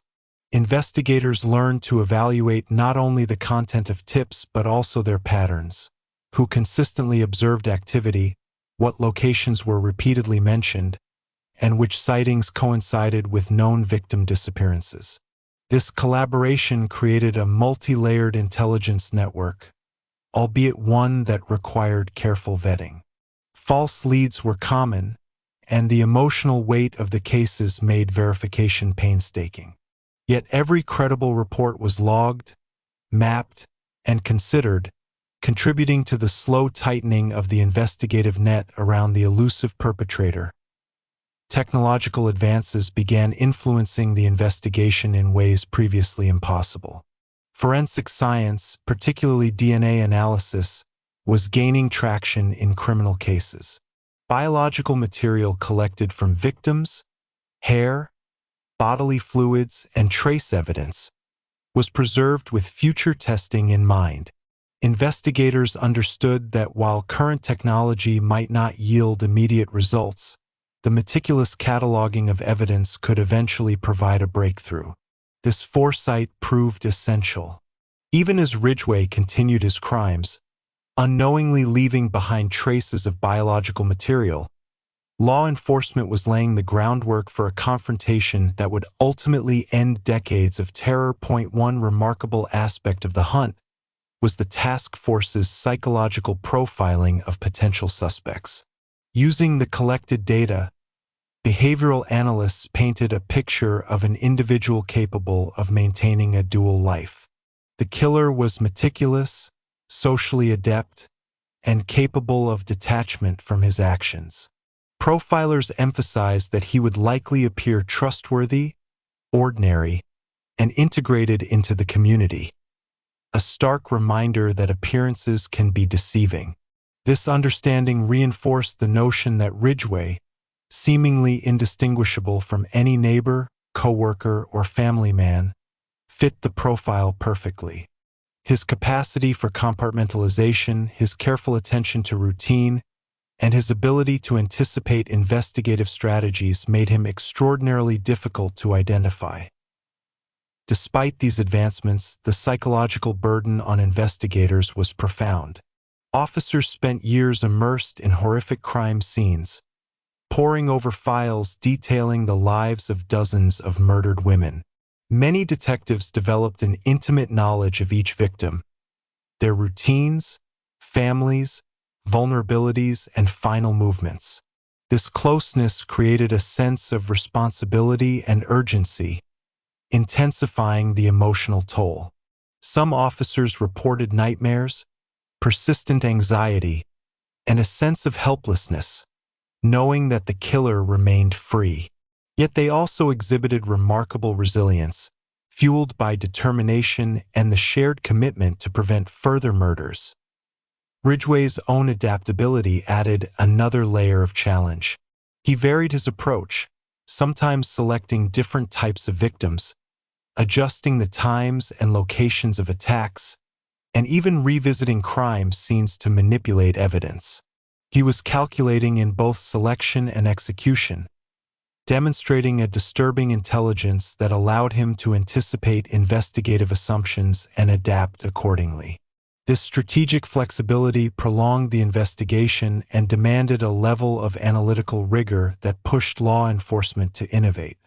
Detectives learned that capturing Ridgway would require patience, precision, and the convergence of multiple investigative approaches: behavioral science, forensic analysis, geographic profiling, and community intelligence. By the mid-1990s, it became clear that the investigation's success would hinge on persistence and the eventual convergence of technology and insight. Law enforcement recognized that Ridgway's meticulous nature, combined with his dual life, required innovative strategies. Every recovered body, tip, and investigative observation contributed to an increasingly detailed understanding of his habits. Investigators documented locations, victim interactions, and environmental details with unprecedented thoroughness. The Green River Task Force exemplified methodical law enforcement, demonstrating how patience, collaboration, and scientific advancement could counteract even the most calculated and invisible criminal. The hunt for Gary Ridgway exemplified both the limits and potential of investigative work. While the killer's ability to hide in plain sight frustrated traditional approaches, the integration of behavioral science, victimology, and forensic foresight slowly built the framework for eventual apprehension. The investigation highlighted the importance of persistence, the careful collection of evidence, and the collaboration of communities and law enforcement. Over nearly 2 decades, these combined efforts gradually eroded the killer's invisibility, setting the stage for the eventual breakthrough that would bring one of America's most elusive and methodical serial killers to justice. Chapter 7: Patterns and Breakthroughs. By the mid-1990s, the Green River Task Force had accumulated an unprecedented amount of information. Years of investigating missing women, recovered bodies, witness accounts, and tips had created a sprawling archive that required meticulous organization and analysis. Detectives faced a monumental challenge: turning decades of fragmented data into actionable intelligence. Despite the tireless dedication of law enforcement, Gary Ridgway remained elusive. Yet within the enormous database of files, patterns began to emerge: subtle consistencies in victim selection, disposal methods, and geographic placement that offered a glimpse into the mind of a predator who had evaded capture for nearly 2 decades. The patterns were both terrifying and illuminating.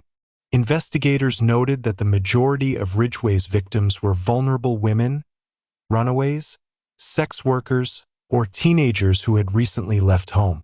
Many were unfamiliar with the city, lacking social support or resources that might have offered protection. Ridgway's selection criteria were precise. He targeted women who could be approached without raising suspicion, who were often isolated, and whose disappearance was less likely to trigger immediate police attention. Each encounter followed a chillingly similar sequence. He would engage the woman with a calm, unthreatening demeanor, sometimes using props like photographs of his son or casual conversation to establish trust, and then execute his crimes in a calculated, almost ritualistic manner. Geographic patterns became a cornerstone of the investigation. Mapping techniques revealed clusters along the Green River corridor and nearby industrial areas, suggesting that the killer was intimately familiar with the terrain. He seemed to select sites based on accessibility, seclusion, and the ability to avoid detection. Investigators noted that some bodies were left near familiar roads or residential areas, while others were placed in more remote locations, potentially to mislead law enforcement or satisfy specific psychological compulsions. The spatial consistency suggested a predator who not only understood human behavior but also had a strategic approach to avoiding capture, reinforcing the profile of a meticulous, patient individual. Behavioral insights were equally critical. Analysts observed that Ridgway's killings involved elements of ritual, control, and manipulation. Victims were strangled, sometimes with hands, sometimes with ligatures, and often returned to the scene multiple times. Clothing and personal effects were occasionally altered or removed, and some victims were revisited for necrophilic purposes. These patterns provided a window into his psychological makeup, highlighting a compulsion rooted in control and domination. The rituals were consistent enough to connect disparate cases, yet nuanced enough to make detection extraordinarily difficult. Forensic psychologists emphasized that the killer's ability to compartmentalize, maintaining normalcy in public while committing repeated acts of extreme violence, was central to his success in remaining undetected.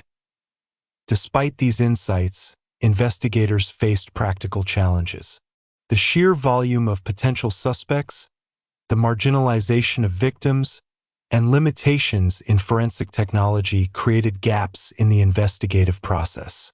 Biological evidence from early victims had often degraded, and DNA profiling, though emerging, was not yet routinely applied.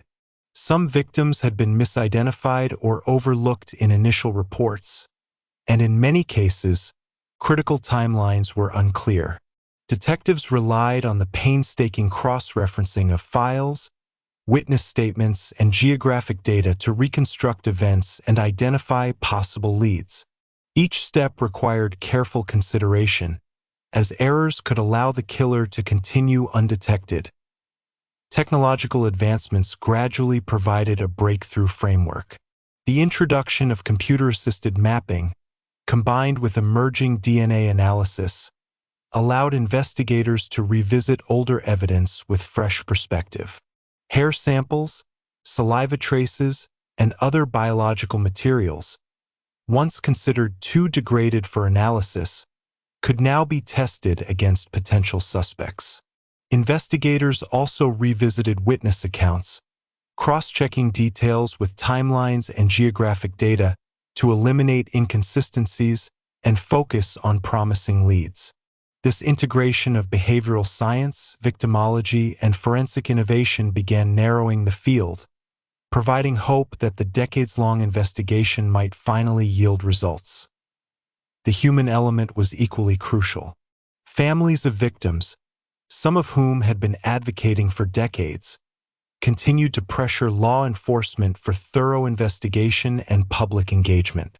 Community members, particularly sex workers, became vital collaborators, offering descriptions of suspicious individuals and locations.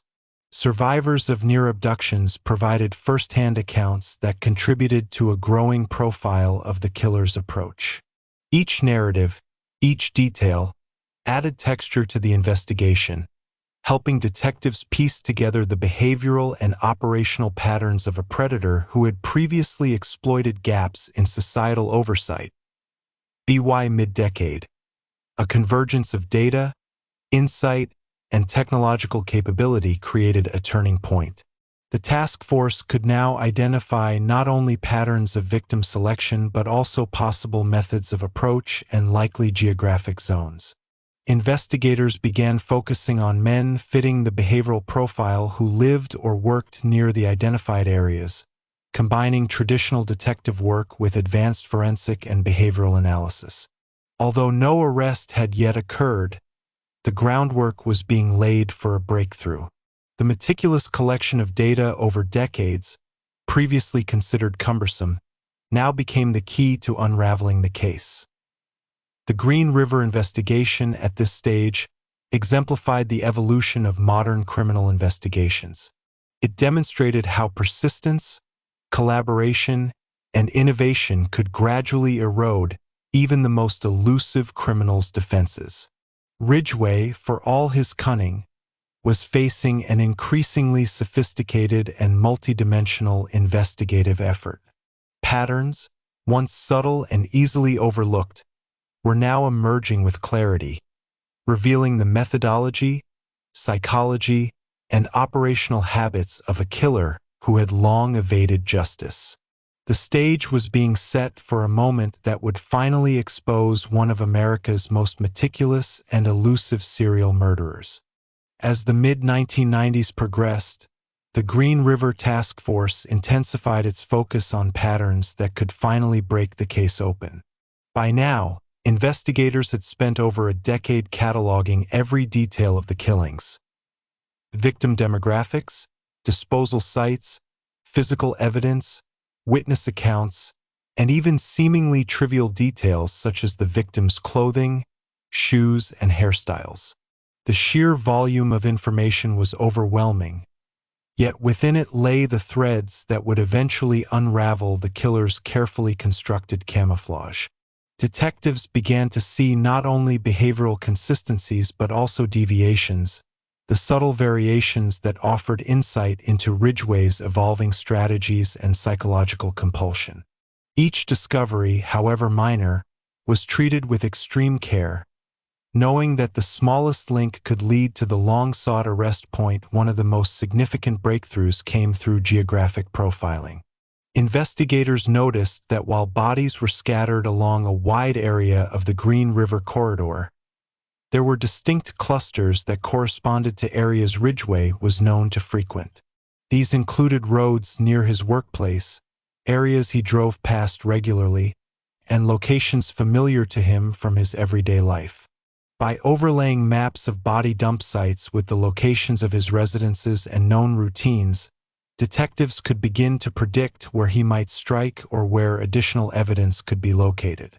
This use of spatial analysis represented a turning point in the investigation, combining traditional detective work with emerging scientific techniques to anticipate the movements of a killer who had eluded capture for years. Behavioral patterns also yielded critical insights. Ridgway's modus operandi remained strikingly consistent.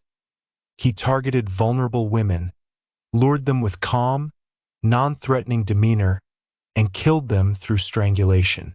Occasionally, he revisited scenes, manipulated personal items, or staged clothing to control the narrative of the crime. Analysts observed a psychological ritual underpinning these actions, reflecting a compulsion that blended sexual gratification, control, and a sense of personal justice over those he deemed undesirable. This ritualistic behavior, though horrifying, offered investigators a behavioral signature, a way to connect the dots between cases that had previously seemed unrelated. It was this pattern recognition that would ultimately narrow the suspect pool and focus attention on men who matched both the psychological and logistical profile. Technological progress accelerated the investigative process. DNA analysis, which had been in its infancy during the early stages of the case, now offered the possibility of definitive identification. Biological material collected from victims, once thought too degraded for reliable testing, was re-examined using new molecular techniques. Investigators submitted hair, saliva, and bodily fluids for testing against a growing database of suspects. While the results did not immediately identify Ridgway, the groundwork was laid for a future breakthrough. Every piece of evidence preserved from the 1980s and early 1990s suddenly gained new significance, transforming decades-old files into a living, actionable investigative tool. Public engagement remained a cornerstone of the effort. Families of victims, advocates for sex workers, and community members contributed tips, observations, and support. Survivors of near attacks offered descriptions of suspicious individuals, sometimes providing the only first-hand glimpse of the predator's approach. These narratives, when cross-referenced with behavioral profiles and geographic data, created a multidimensional portrait of the killer. Each tip was carefully analyzed, every lead meticulously pursued, ensuring that no potential clue was dismissed. This collaboration between law enforcement and community members demonstrated the critical importance of collective vigilance in confronting a predator who relied on invisibility and societal oversight. The cumulative effect of pattern analysis, forensic innovation, and public engagement was profound. Investigators began to consolidate data in ways that revealed previously unnoticed consistencies. For example, timelines indicated that the killer often acted on predictable days and times, suggesting routine and planning. Behavioral signatures were cross-referenced with suspect descriptions, allowing detectives to rule out hundreds of individuals while narrowing the field to those most likely to fit both the psychological and logistical profile. Geographic mapping allowed for the prediction of likely dump sites, offering new opportunities to locate evidence and anticipate behavior. In essence, the task force had transformed an overwhelming sea of disparate information into a coherent investigative framework. By the late 1990s, it was clear that the investigation was approaching a tipping point. While Ridgway had eluded capture for nearly 2 decades, the combination of meticulous record-keeping, behavioral analysis, forensic advancements, and community collaboration had created a scenario in which the odds of detection were steadily increasing. Investigators recognized that the killer's adaptability, intelligence, and ability to maintain a dual life would remain formidable obstacles, but they also understood that time, patience, and persistence were on their side. The patterns that had been painstakingly uncovered were no longer abstract concepts. They were actionable tools capable of predicting, intercepting, and ultimately identifying the perpetrator. The stage was set for the eventual breakthroughs that would end one of the most infamous serial murder cases in American history.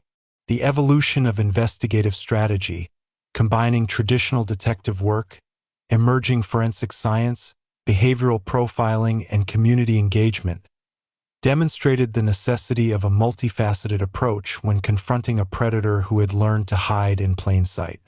The Green River Task Force had transformed frustration into strategy, fear into insight, and decades of incomplete data into a coherent plan capable of bringing a long-elusive killer to justice. Every map, file, tip, and piece of evidence now formed a critical component of a system designed to dismantle the very invisibility that had allowed Gary Ridgway to operate for so long. Chapter 8: The Net Tightens. As the 1990s drew to a close, the Green River Task Force entered a phase of intensified focus. Years of painstaking investigation had created a comprehensive archive, yet the killer, Gary Ridgway, remained at large, continuing to exploit the very systems designed to catch him. What made Ridgway exceptionally dangerous was his mastery of concealment. He had perfected the art of invisibility, blending seamlessly into his environment while meticulously preying on vulnerable women. Yet investigators were closing in, utilizing advances in technology, behavioral science, and strategic law enforcement techniques to finally tighten the net around one of America's most elusive serial killers. By this stage, investigators had established an intricate understanding of Ridgway's operational patterns. He had demonstrated remarkable consistency in victim selection, choosing women who were isolated, often transient, and unlikely to be immediately missed. Geographic patterns were clearer than ever. Dump sites clustered along specific stretches of the Green River corridor, suggesting both familiarity with the terrain and a methodical approach to avoiding detection. Detectives mapped the locations of each recovered body, noting proximity to industrial zones, low-traffic roads, and routes Ridgway likely traveled during his daily life. The careful overlay of victim locations with known residential and work areas provided the task force with a strategic advantage, allowing them to anticipate potential movements and focus surveillance efforts in high-probability areas. Technological advancements, particularly in forensic science, were now central to the investigation. DNA testing, which had previously been unavailable or unreliable for many of the early victims, was becoming increasingly sophisticated. Biological material collected from bodies, hair, saliva, and trace fluids was carefully cataloged and re-examined with the goal of generating a DNA profile. While the killer's identity was still unknown, the preservation and analysis of these samples marked a turning point, offering the potential for definitive identification once a viable suspect was identified. Every piece of evidence from the 1980s and early 1990s now gained renewed significance, transforming the task force's previously static archive into a dynamic investigative tool. Behavioral profiling remained essential. Analysts had long concluded that the Green River Killer operated with a level of meticulousness that suggested intelligence, patience, and social awareness. Ridgway's ability to maintain a dual life, a seemingly ordinary suburban existence by day and a lethal predator by night, made him difficult to identify through traditional investigative methods. Profilers emphasized the importance of subtle cues, habitual routines, minor inconsistencies in alibis, and behavioral markers during interactions with witnesses or law enforcement.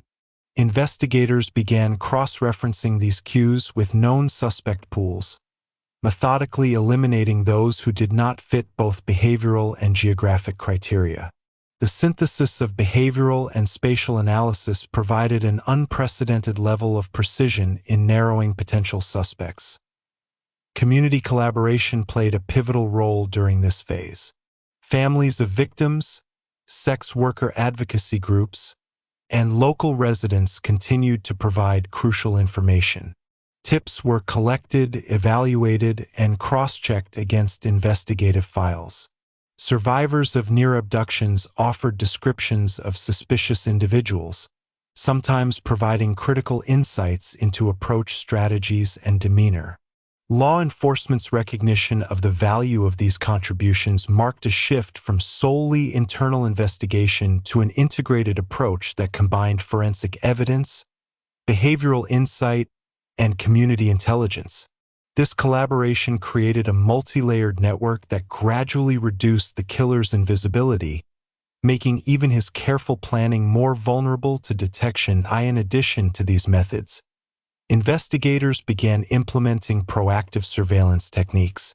Stakeouts, vehicle monitoring, and discreet neighborhood observations were employed to capture suspects in the act or gather corroborative evidence. While Ridgway remained careful and adaptable, his routines were increasingly predictable within the patterns mapped by the task force. Investigators understood that patience was critical. A single mistake could provide the breakthrough needed to identify and apprehend the killer.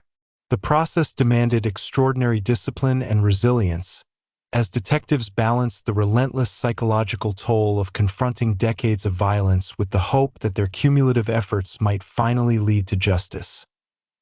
The task force also revisited behavioral and operational anomalies in the case, searching for insights into the killer's psychology.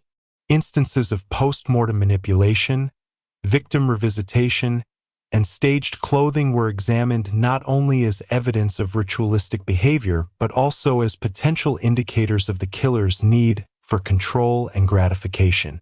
These psychological signatures allowed investigators to focus on men capable of maintaining such compartmentalization, a duality of normalcy and lethality. Each pattern refined the investigative profile, offering critical guidance for both proactive surveillance and suspect identification. By combining geographic, forensic, and behavioral analysis, investigators gradually reduced the field of potential suspects. The integration of advanced DNA testing, predictive mapping, and detailed witness interviews created a multidimensional strategy capable of constraining even the most meticulous predator. Ridgway's ability to hide in plain sight was no longer absolute. The convergence of modern investigative techniques and painstaking historical analysis was steadily tightening the net. Every tip, every trace of evidence, and every pattern identified brought the task force closer to confronting a man who had eluded justice for nearly 2 decades. This period marked a critical evolution in the investigation. The Green River Task Force had moved from reactive investigation, responding to each new victim and lead, to proactive strategy, anticipating the killer's behavior and employing an integrated, multidisciplinary approach to capture him. While Ridgway remained aware, careful, and deliberate, the increasing sophistication of the investigation had created pressure points that he could not easily evade. The stage was being set for the decisive breakthroughs that would ultimately end the reign of one of America's most infamous and methodical serial killers. As the investigation advanced into the late 1990s, the Green River Task Force's efforts began to show the fruits of decades of meticulous work. The integration of behavioral analysis, geographic profiling, and forensic innovation had created a framework capable of narrowing the focus to a smaller pool of potential suspects. Investigators understood that patience remained their greatest asset, but the complexity of the case required an unprecedented level of coordination and dedication. Detectives worked tirelessly, re-examining every tip, cross-referencing every piece of evidence, and continuously updating maps and profiles to reflect new insights. The killer, Gary Ridgway, was becoming increasingly exposed, even as he continued to rely on his mastery of normalcy to evade detection. By this stage, patterns in the killer's behavior were clearer than ever. Victims were selected with consistent criteria. Vulnerable women, often unfamiliar with the city, who could be approached without arousing suspicion.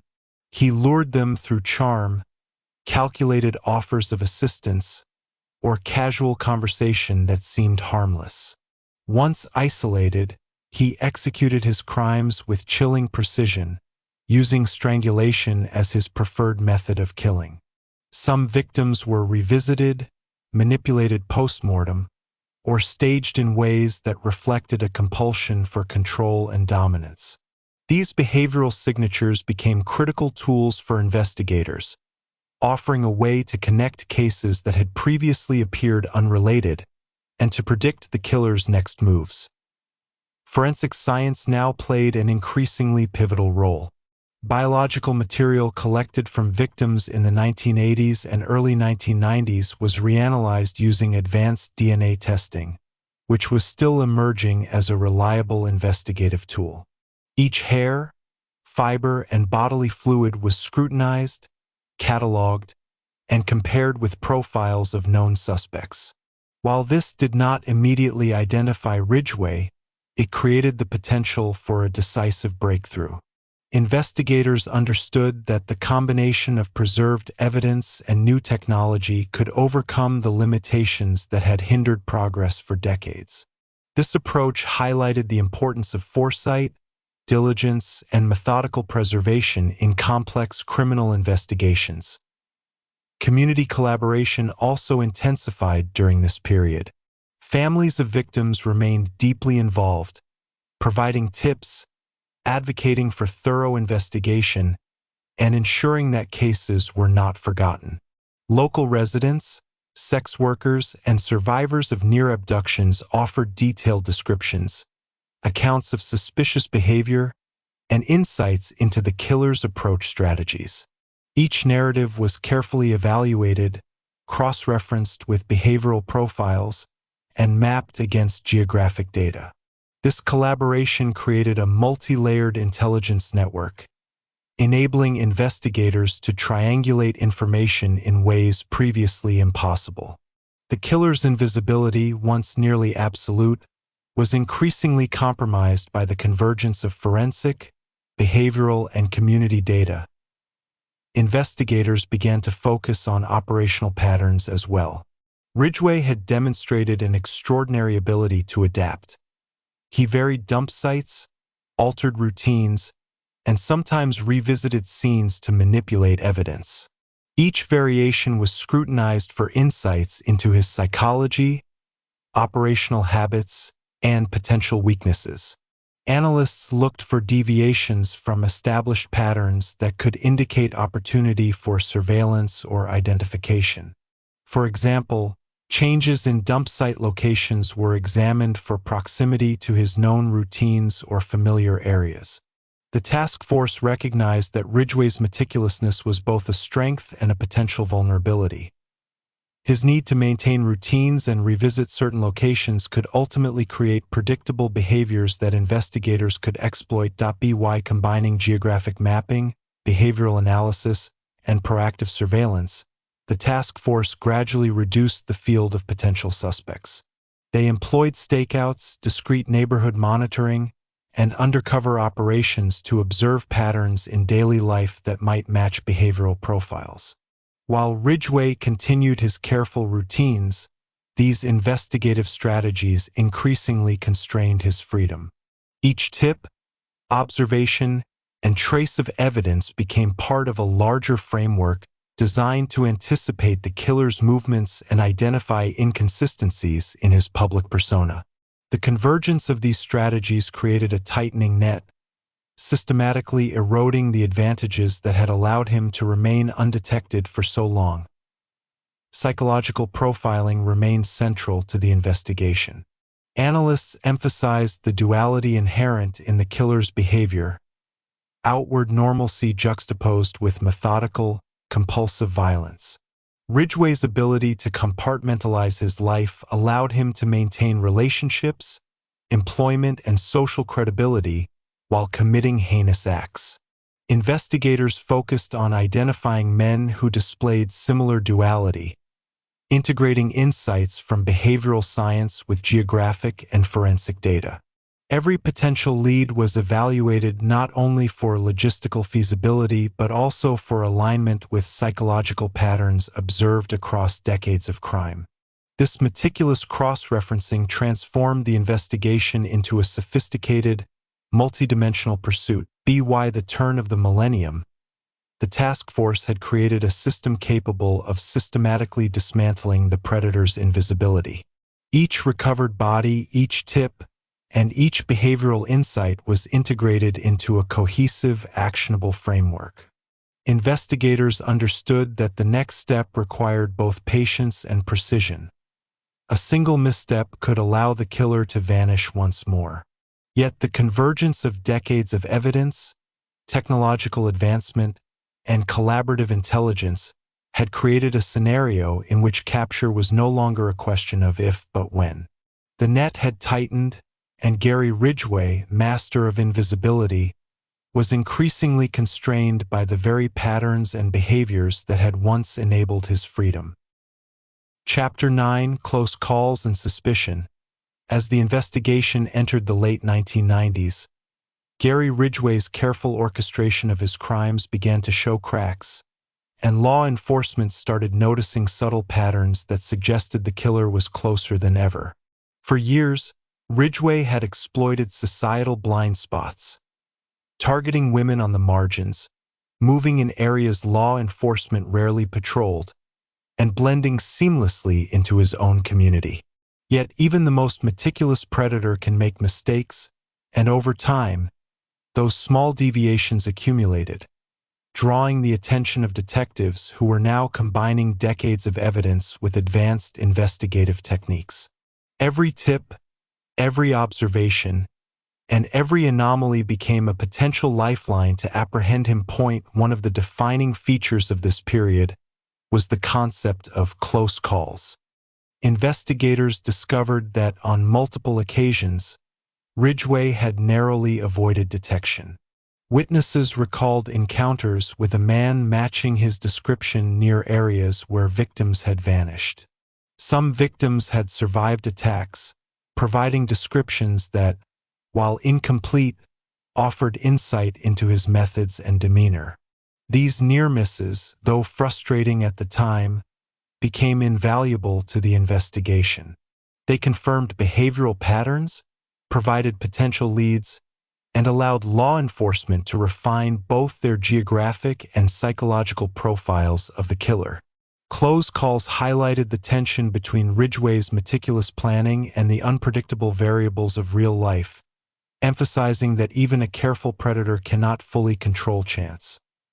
Investigators also began noticing subtle inconsistencies in Ridgway's behavior that hinted at his culpability. Coworkers and acquaintances occasionally reported peculiar habits or unexplained absences. While these details were never overtly incriminating on their own, when cross-referenced with victim timelines and geographic data, patterns began to emerge. Detectives understood that serial offenders often display subtle psychological or behavioral tells that betray their otherwise ordinary appearances. Ridgway's dual life, a family man and loyal employee by day, murderer by night, required constant compartmentalization, but the effort to maintain this facade inevitably produced minor discrepancies. It was these discrepancies that gradually drew him into the investigative spotlight. Technological advancements continued to play a pivotal role. DNA analysis, which had been applied to older biological evidence, was beginning to yield partial matches and connections that were previously impossible to discern. While the technology was still developing, investigators had preserved enough samples to begin eliminating suspects and confirming behavioral hypotheses. Each small breakthrough in forensic testing helped narrow the field and reinforced the work done by the task force over decades. It also emphasized the importance of meticulous evidence collection, as samples taken in the earliest days of the Green River investigation suddenly became critical tools in identifying one of America's most elusive serial killers. The task force also began to leverage the growing power of behavioral and geographic profiling in a more integrated way. Analysts used software to overlay maps of dump sites, suspect residences, and work locations, while behavioral experts highlighted traits that could distinguish the killer from ordinary citizens.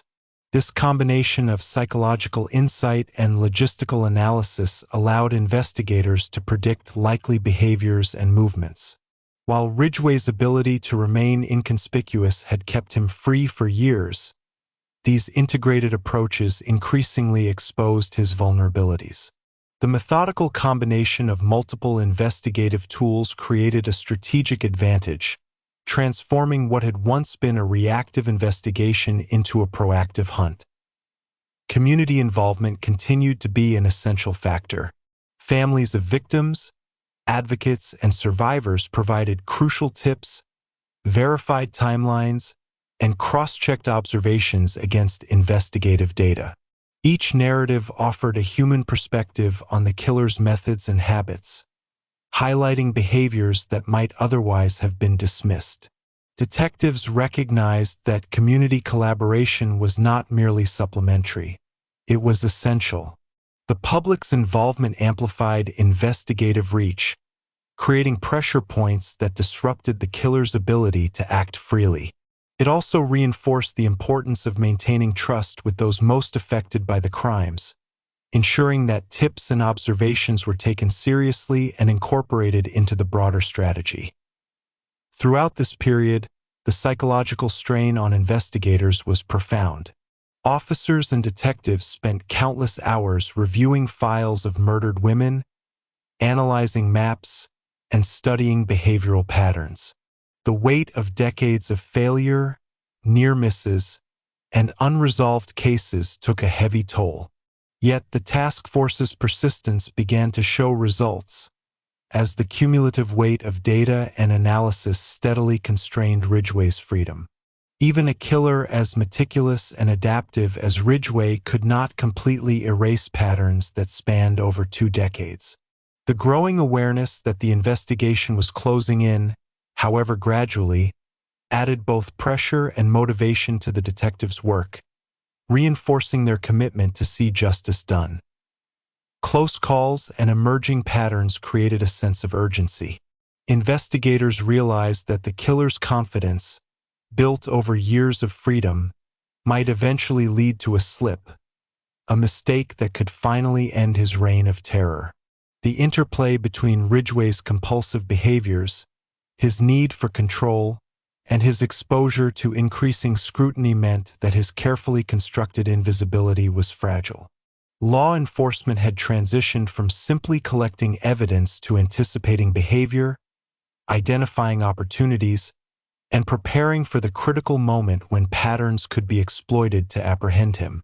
Every investigation file, witness statement, and DNA sample now represented a potential key to finally closing a case that had haunted Washington state for over 20 years.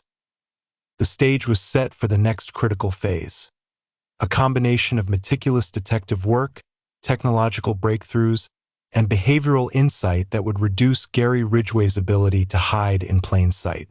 While the killer remained cautious and methodical, law enforcement's multidimensional approach was steadily tightening the net, transforming close calls and suspicions into actionable intelligence. Every pattern identified, every tip verified, and every anomaly analyzed brought investigators incrementally closer to confronting a predator who had managed to operate undetected for nearly 2 decades. As the investigation progressed, the Green River Task Force's suspicions began to crystallize around a narrower circle of potential suspects.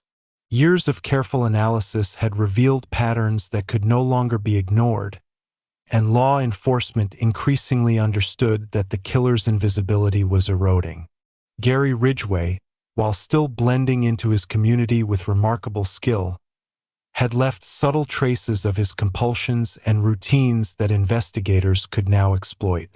Small inconsistencies, witness observations, and forensic evidence began converging in ways that created a clearer picture of a man who had spent nearly 2 decades exploiting the gaps in both social awareness and law enforcement strategy. One significant development came from revisiting surviving witnesses.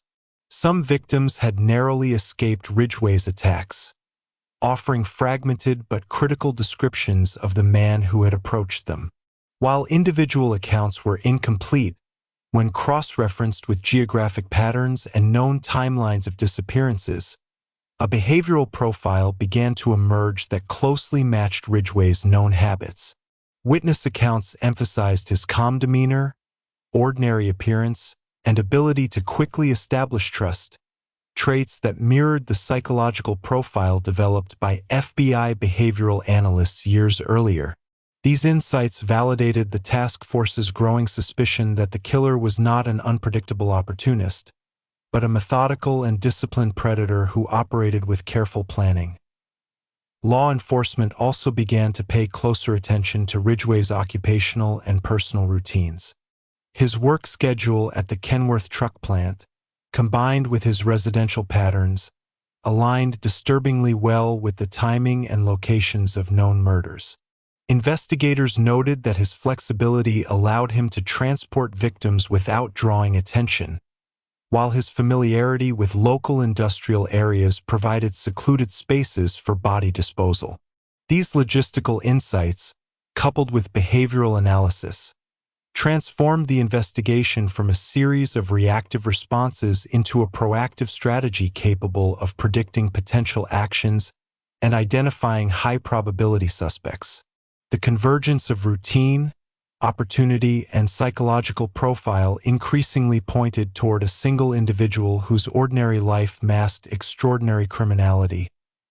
Community tips continued to play a critical role. Families of victims, sex worker advocates, and local residents provided new information or recontextualized existing observations. Even seemingly minor details, such as a car parked near a dump site or a man asking for directions along a familiar route, were cross-referenced against the broader pattern of behavior. These micro-observations created a dense network of intelligence that could be analyzed collectively, offering investigators insights into Ridgway's habits and methods. The value of community collaboration, often underestimated in early investigations, became clear. It supplemented forensic science and profiling with real-world observations that added texture and context to the growing understanding of the killer's methods. Technological progress further narrowed the field of suspects. DNA testing, though still evolving, began providing links between victims that were previously impossible to establish. Biological material collected from earlier crime scenes could now be tested against profiles in criminal databases. Each positive correlation strengthened the task force's understanding of the killer's behavior and provided statistical validation of the emerging patterns. While these breakthroughs did not yet result in an arrest, they created a framework for future action, demonstrating the critical role of foresight and meticulous evidence preservation in long-term investigations. Throughout this period, investigators faced the psychological toll of prolonged engagement with violent crime. Officers and detectives worked long hours, repeatedly immersing themselves in crime scene files, victim profiles, and forensic reports. Many described experiencing anxiety, persistent vigilance, and emotional fatigue, a testament to the intensity of managing decades of unresolved murders. Yet these pressures were balanced by a growing sense of optimism. Each pattern identified, each witness statement verified, and each piece of forensic evidence analyzed represented incremental progress in constraining the killer's freedom. The psychological burden of the work was immense, but so too was the motivation to see justice finally achieved. Law enforcement's growing confidence in the emerging profile allowed for more targeted investigation strategies. Surveillance operations were conducted in areas aligned with Ridgway's routines. Undercover work and neighborhood monitoring focused on individuals who fit the behavioral and geographic criteria. Every potential lead was scrutinized, every deviation from established patterns was evaluated, and each small anomaly was treated as a possible window into the killer's movements.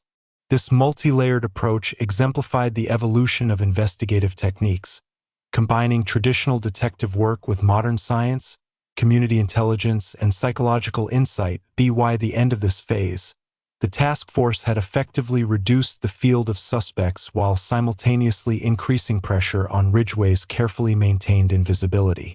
The combination of close calls, witness accounts, forensic evidence, and behavioral profiling had created a web of constraints from which it was increasingly difficult for the killer to operate undetected. Investigators recognized that the next breakthrough would depend on a single convergence of evidence, observation, or forensic testing that would finally transform suspicion into certainty. Every lead, every pattern, and every observation now played a role in orchestrating the capture of one of America's most methodical and elusive serial killers. The stage was set for a critical turning point.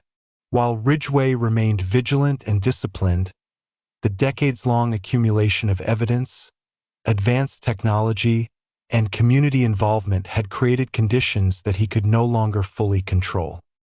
His carefully constructed dual life, suburban normalcy intertwined with predatory violence, was increasingly exposed by the very patterns, behaviors, and evidence he had long relied upon to remain invisible. The net was tightening, and the moment of confrontation between predator and investigators was approaching. Chapter 10: The First Breakthroughs. By the early 2000s, decades of meticulous work by the Green River Task Force were finally beginning to pay off. After years of following leads, re-examining evidence, and studying behavioral patterns, law enforcement found themselves on the precipice of what would become the first significant breakthroughs in the case.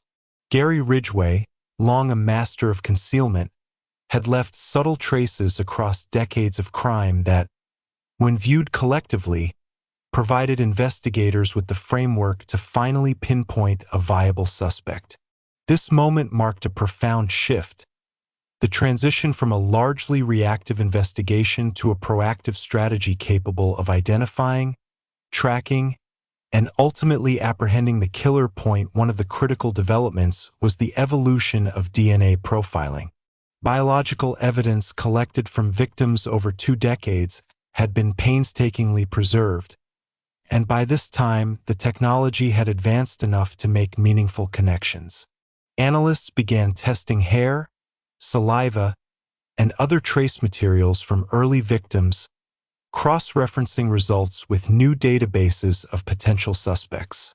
While these efforts initially produced no definitive matches, they gradually narrowed the suspect pool and confirmed behavioral hypotheses. Each small success reinforced the task force's strategy. Persistence, meticulous evidence preservation, and the careful application of emerging forensic techniques were beginning to overcome the constraints that had hindered the investigation for so long. Another pivotal factor was the refinement of behavioral profiling. By analyzing the killer's habits, approach strategies, and post-mortem manipulations, FBI behavioral analysts constructed a psychological and operational profile that highlighted key traits: meticulousness, social adaptability, and a compulsive need for control. These insights provided investigators with a lens through which to examine potential suspects more effectively.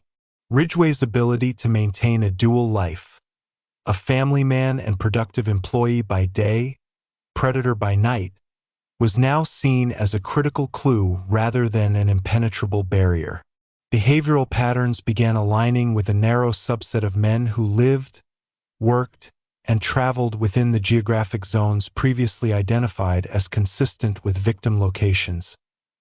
Community collaboration also intensified at this stage. Families of victims, sex worker advocacy groups, and surviving witnesses provided additional layers of intelligence that were invaluable in shaping the investigation. Observations that might have been dismissed in earlier years were now analyzed with greater scrutiny, cross-referenced with behavioral profiles and geographic data, and integrated into predictive models. Tips about suspicious behavior, unusual absences, or local knowledge of specific areas were treated as potential leads rather than anecdotal observations. This collaboration created a multidimensional intelligence network, merging human insight with scientific and logistical analysis to tighten the investigative net around the suspect. During this period, investigators began to recognize the cumulative value of seemingly minor details. Ridgway had left a trail of inconsistencies, near misses, unexplained absences, and subtle behavioral cues that, while insufficient on their own, collectively painted a picture of a man operating with a high level of sophistication and calculation. Every discarded clue, every incomplete description, and every minor inconsistency was now being evaluated in the broader context of decades of crime. This holistic approach transformed previously overlooked details into actionable intelligence, demonstrating how persistent, methodical investigation could overcome even the most sophisticated concealment strategies. Another breakthrough came in the form of revisiting older cases with modern forensic methods. Cold cases, some of which had languished for years due to degraded evidence or inconclusive leads, were re-examined with advanced DNA testing and computer-assisted mapping. Analysts were able to link previously disparate cases through both biological evidence and behavioral patterns. This reanalysis not only reaffirmed the consistency of the killer's methodology, but also highlighted geographic and operational trends that had been difficult to discern in real time. By connecting cases separated by years and miles, investigators began to build a comprehensive narrative of the killer's activity, a roadmap that would ultimately guide the arrest strategy. Law enforcement also became increasingly proactive in surveillance and suspect vetting. With a refined list of potential suspects, investigators conducted stakeouts, monitored routines, and cross-referenced behavioral cues with established patterns. Each move was deliberate, intended to confirm suspicions while minimizing the risk of alerting the perpetrator. Ridgway's daily routines, once invisible to the investigative eye, were now subjected to systematic observation. Even minor anomalies, an unexpected trip, unusual timing, or deviation from normal behavior, were logged and analyzed for potential significance. This painstaking attention to detail exemplified the evolution of modern investigative methodology, in which persistence and precision gradually eroded the predator's invisibility. Perhaps most significantly, the integration of multiple investigative strategies, DNA profiling, behavioral analysis, geographic mapping, and community intelligence created a scenario in which Ridgway's carefully constructed dual life was increasingly exposed. For the first time, law enforcement could anticipate potential behaviors, identify vulnerabilities, and plan interventions with a level of precision previously impossible. The convergence of these breakthroughs marked the beginning of a turning point in the Green River investigation, a transition from decades of frustration and near misses to a period in which the eventual capture of one of America's most elusive serial killers became not only plausible but imminent. As the investigation entered the early 2000s, the Green River Task Force began transforming decades of meticulous data collection into tangible, actionable leads. Gary Ridgway, who had operated in near-total invisibility for almost 2 decades, was now under increasing scrutiny. Investigators combined behavioral analysis, forensic breakthroughs, and community intelligence to create a framework capable of predicting his movements and narrowing the field of suspects.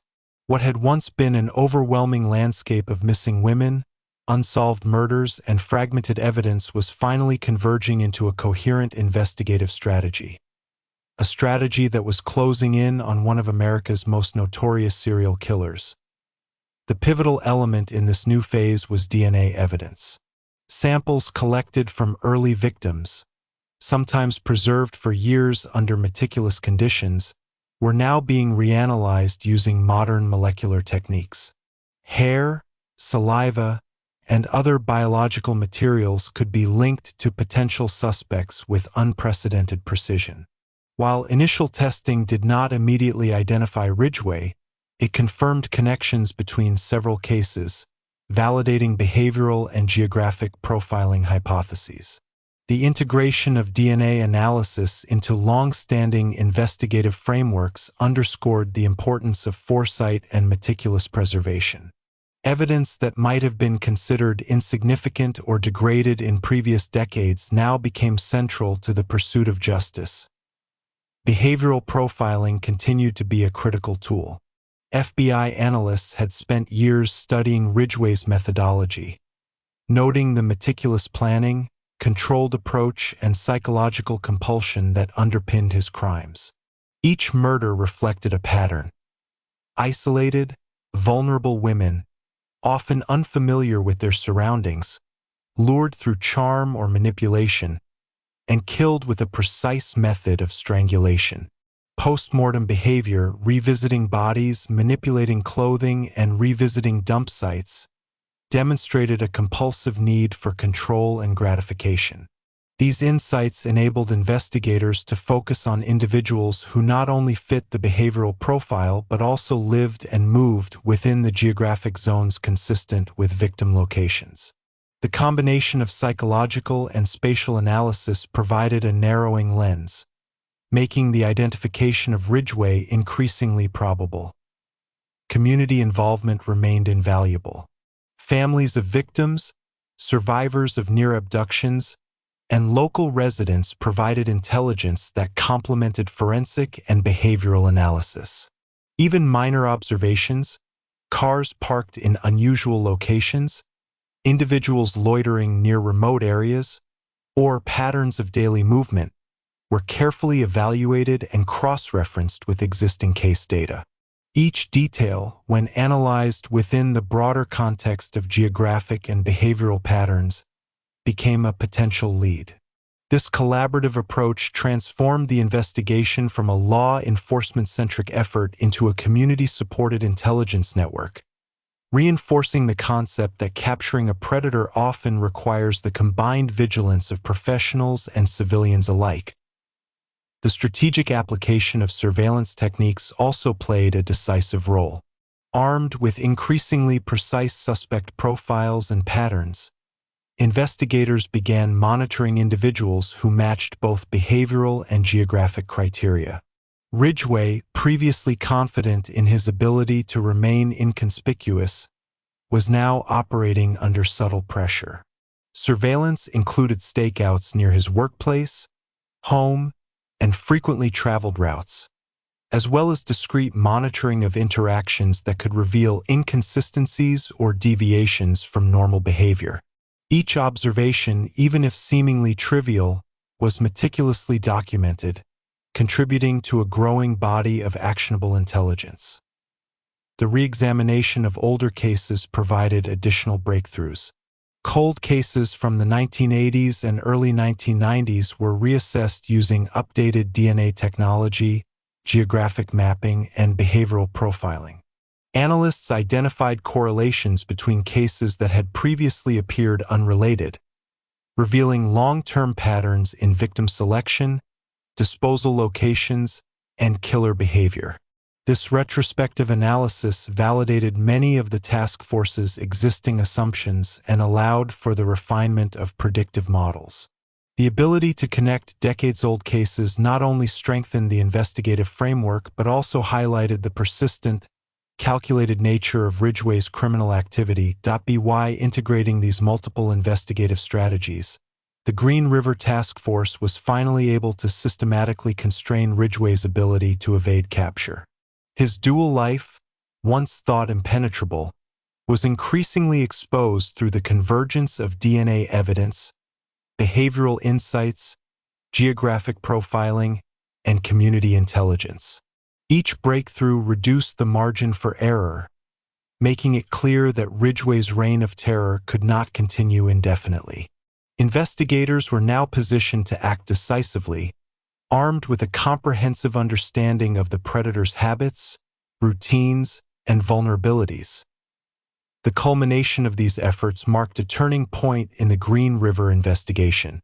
For the first time in nearly 20 years, law enforcement had moved beyond suspicion and pattern recognition to the threshold of apprehension.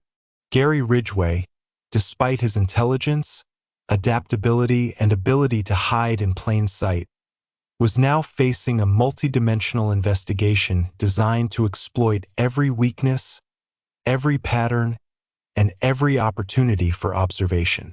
The first breakthroughs were not dramatic arrests or public confrontations, but a convergence of science, psychology, and relentless detective work that had turned decades of frustration into tangible, actionable momentum. In essence, this phase of the investigation demonstrated the power of persistence, foresight, and integrated strategy in confronting one of the most methodical serial killers in history.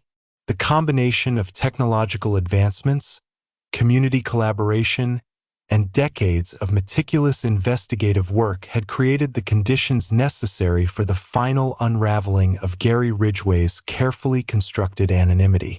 While the ultimate arrest had not yet occurred, the foundation was firmly in place, and the predator who had terrorized Washington state for years was now within the tightening grasp of justice. Chapter 11: DNA, Confessions, and the Turning Point. By the early 2000s, the Green River Task Force was operating at the peak of its investigative power. Decades of painstaking work, meticulous documentation, and innovative forensic science had coalesced into a framework capable of finally bringing Gary Ridgway to justice. The killer, who had eluded capture for nearly 20 years, had built an intricate life of concealment, relying on routine, calculated charm, and the social invisibility of his victims. Yet, even a predator of Ridgway's sophistication was not immune to the relentless evolution of law enforcement methods. The turning point was approaching, driven by advances in DNA technology, behavioral analysis, and a strategic focus on both the evidence and the suspect's own psychological vulnerabilities. DNA had become the central tool in narrowing the investigation. Biological material preserved from early victims, once considered too degraded for meaningful analysis, was now being tested with unprecedented precision. Hair samples, saliva, and trace fluids collected during initial investigations were re-examined using polymerase chain reaction techniques and STR, short tandem repeat, analysis, which allowed for the identification of individual profiles with remarkable accuracy. Each test result was cross-referenced with a growing database of suspects and individuals connected to victims. Though initially inconclusive in isolating Ridgway, these tests validated the connections between multiple victims, confirming the hypothesis of a single, methodical killer responsible for a decades-long pattern of murders. Investigators' understanding of Ridgway's behavioral patterns further sharpened their focus. Analysts noted his compulsive need for control, the ritualistic elements of his crimes, and his ability to compartmentalize a normal public life from a secret life of murder. Victim selection was deliberate. Women on the margins of society, runaways, sex workers, or transient teenagers were chosen because their absence would attract minimal immediate attention. Geographic patterns showed clusters along familiar industrial and residential areas, suggesting that Ridgway relied on intimate knowledge of his environment to evade detection. Behavioral analysis, coupled with geographic mapping, allowed the task force to focus resources and prioritize suspects who fit both the psychological and logistical criteria. Community collaboration also became critical in this phase. Survivors of near abductions, local residents, and families of victims contributed intelligence that helped law enforcement connect seemingly disparate pieces of information. Observations that might have been dismissed in earlier decades, cars parked in unusual locations, individuals seen with vulnerable women, or minor anomalies in behavior, were now carefully scrutinized and cross-referenced with investigative data. This approach created a layered understanding of Ridgway's habits and routines, effectively constraining his ability to remain unseen. It also reinforced the vital role of community engagement in long-term criminal investigations, highlighting how collective vigilance can amplify the reach and precision of law enforcement efforts. Pressure on Ridgway had been mounting, even if he was unaware. The meticulous analysis of his routines and behavioral traits, combined with increasing DNA capability, created an environment in which a single error could expose him. Investigators recognized that the intersection of psychology and opportunity was critical. While Ridgway had managed to avoid detection through careful planning, predictable patterns in his daily life, commuting routes, work schedules, and known hangouts could now be observed and exploited. Every deviation from normal behavior, every unexplained absence, was a potential opening for law enforcement to gain actionable intelligence. By early 2001, the convergence of evidence, surveillance, and behavioral insight led the task force to identify Ridgway as a person of interest. His work at the Kenworth truck plant, previous interactions with investigators, and proximity to multiple crime scenes elevated his profile. While investigators lacked definitive proof at that stage, the combination of DNA analysis and behavioral profiling created a compelling case for closer scrutiny.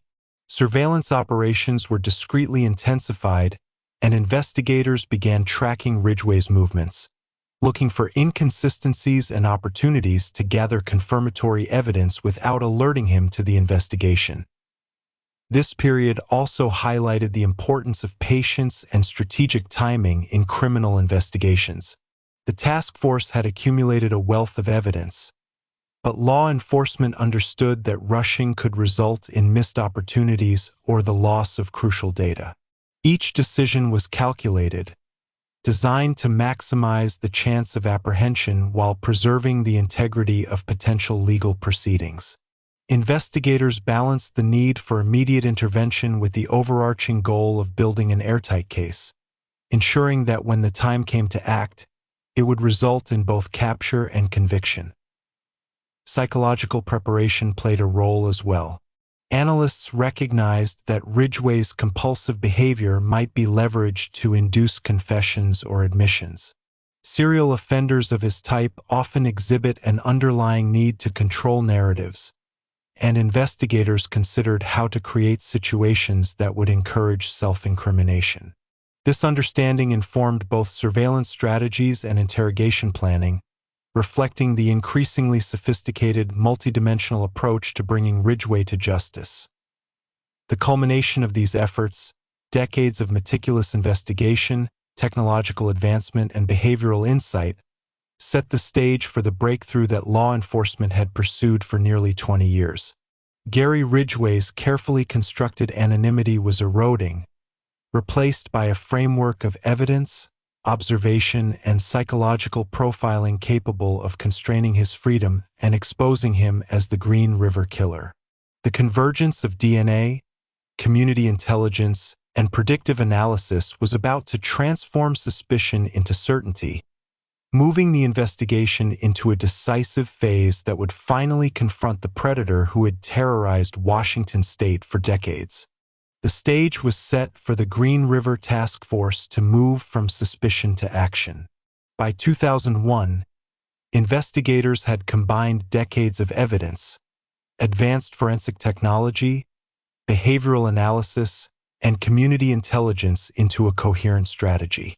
Gary Ridgway, who had eluded justice for nearly 20 years, was now firmly within the investigative spotlight. Every detail of his meticulously concealed life, from his daily routines to his interactions with others, was being scrutinized. The convergence of evidence had created an environment in which Ridgway's careful invisibility was beginning to fail, and the opportunity for a decisive breakthrough was finally at hand. Central to this turning point was DNA evidence. Biological material from numerous victims, some of it collected decades earlier, was tested and cross-referenced with potential suspects. New techniques allowed analysts to extract usable profiles from samples once considered degraded or insufficient.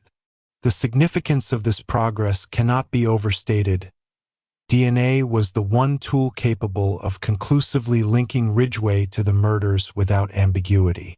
Every new test result was analyzed in relation to prior cases, refining the task force's understanding of both the killer's methods and the scope of his crimes. Patterns of victim selection, dump sites, and post-mortem manipulation were increasingly corroborated by forensic data, creating a compelling and scientifically grounded case against him. Behavioral analysis played an equally critical role. FBI profilers had long noted Ridgway's compulsive need for control, his ritualistic behaviors, and his ability to compartmentalize his public and private personas. These traits, once considered simply descriptive, became actionable in this phase of the investigation. Analysts predicted that Ridgway's compulsion to control information about himself and his crimes might lead him to admit details if confronted strategically. Investigators prepared to leverage these tendencies, designing interview techniques that could encourage voluntary confessions while simultaneously preserving legal integrity. Understanding the psychology of a killer as methodical as Ridgway required not just observation, but anticipation, a skill the task force had honed over decades. Community collaboration continued to strengthen the investigative framework. Families of victims, sex worker advocacy groups, and local residents provided detailed accounts of suspicious behavior, potential sightings, and anomalies in Ridgway's routines. These observations, often dismissed in earlier decades, were now cross-referenced with forensic evidence and behavioral profiles, forming a multi-layered intelligence network. Each tip reinforced existing patterns or highlighted new avenues for investigation.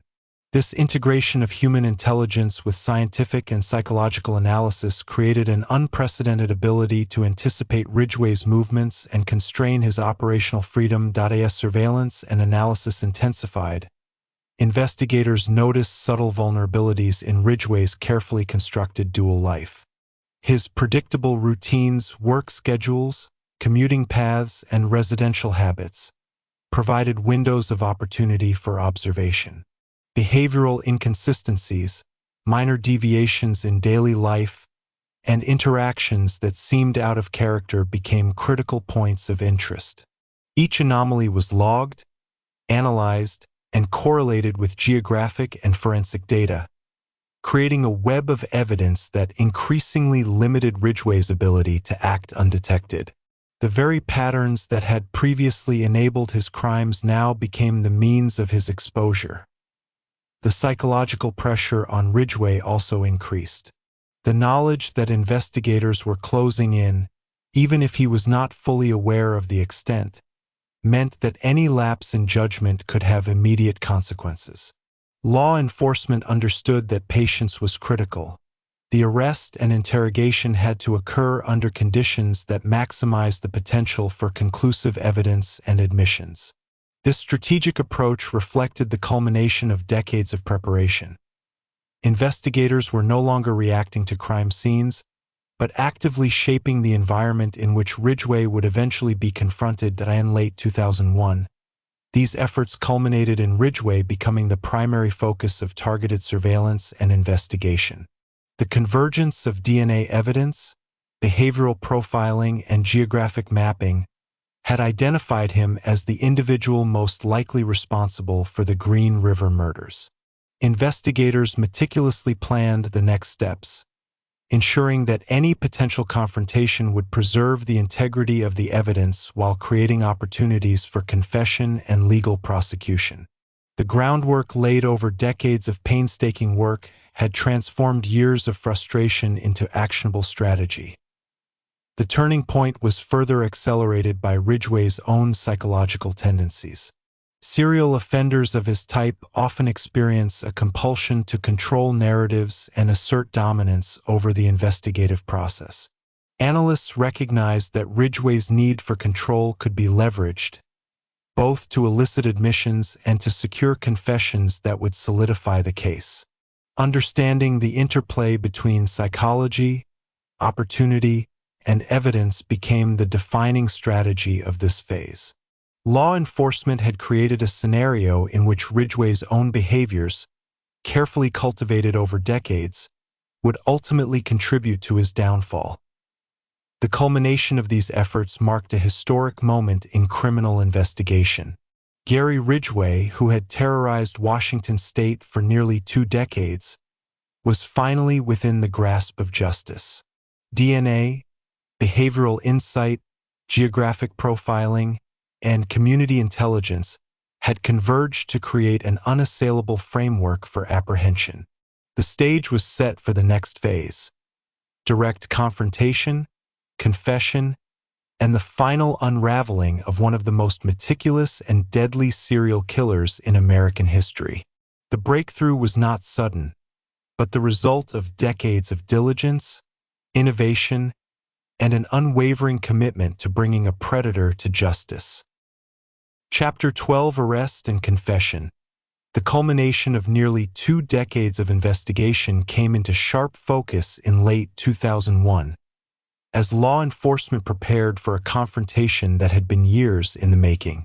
Gary Ridgway, the man who would later be confirmed as the Green River Killer, had operated with astonishing skill for nearly 20 years, leaving behind a trail of victims while maintaining a seemingly ordinary suburban life.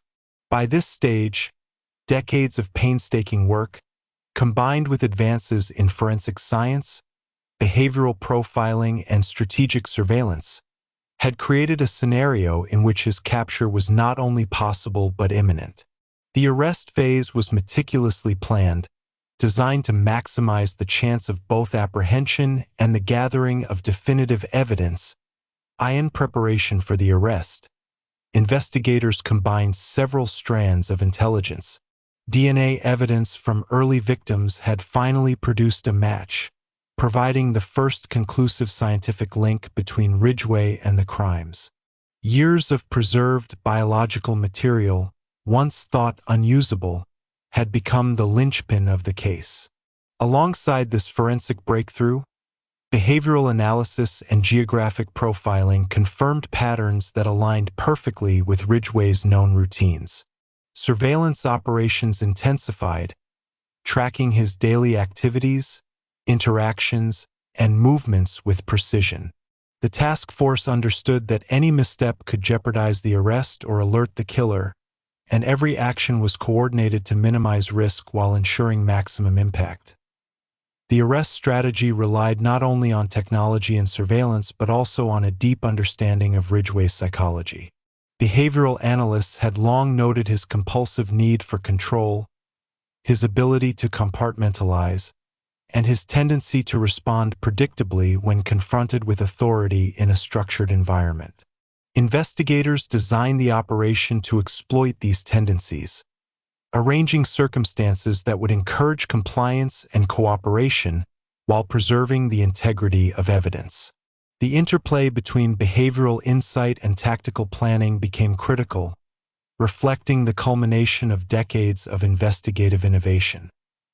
When the arrest occurred, it was both methodical and precise. Ridgway was taken into custody without incident, demonstrating the careful orchestration and planning that characterized the operation. While the physical act of arrest was swift, the broader context was the result of years of cumulative effort, decades of cold case work, witness interviews, community collaboration, and forensic analysis had all converged to make this moment possible. The arrest itself was only the beginning.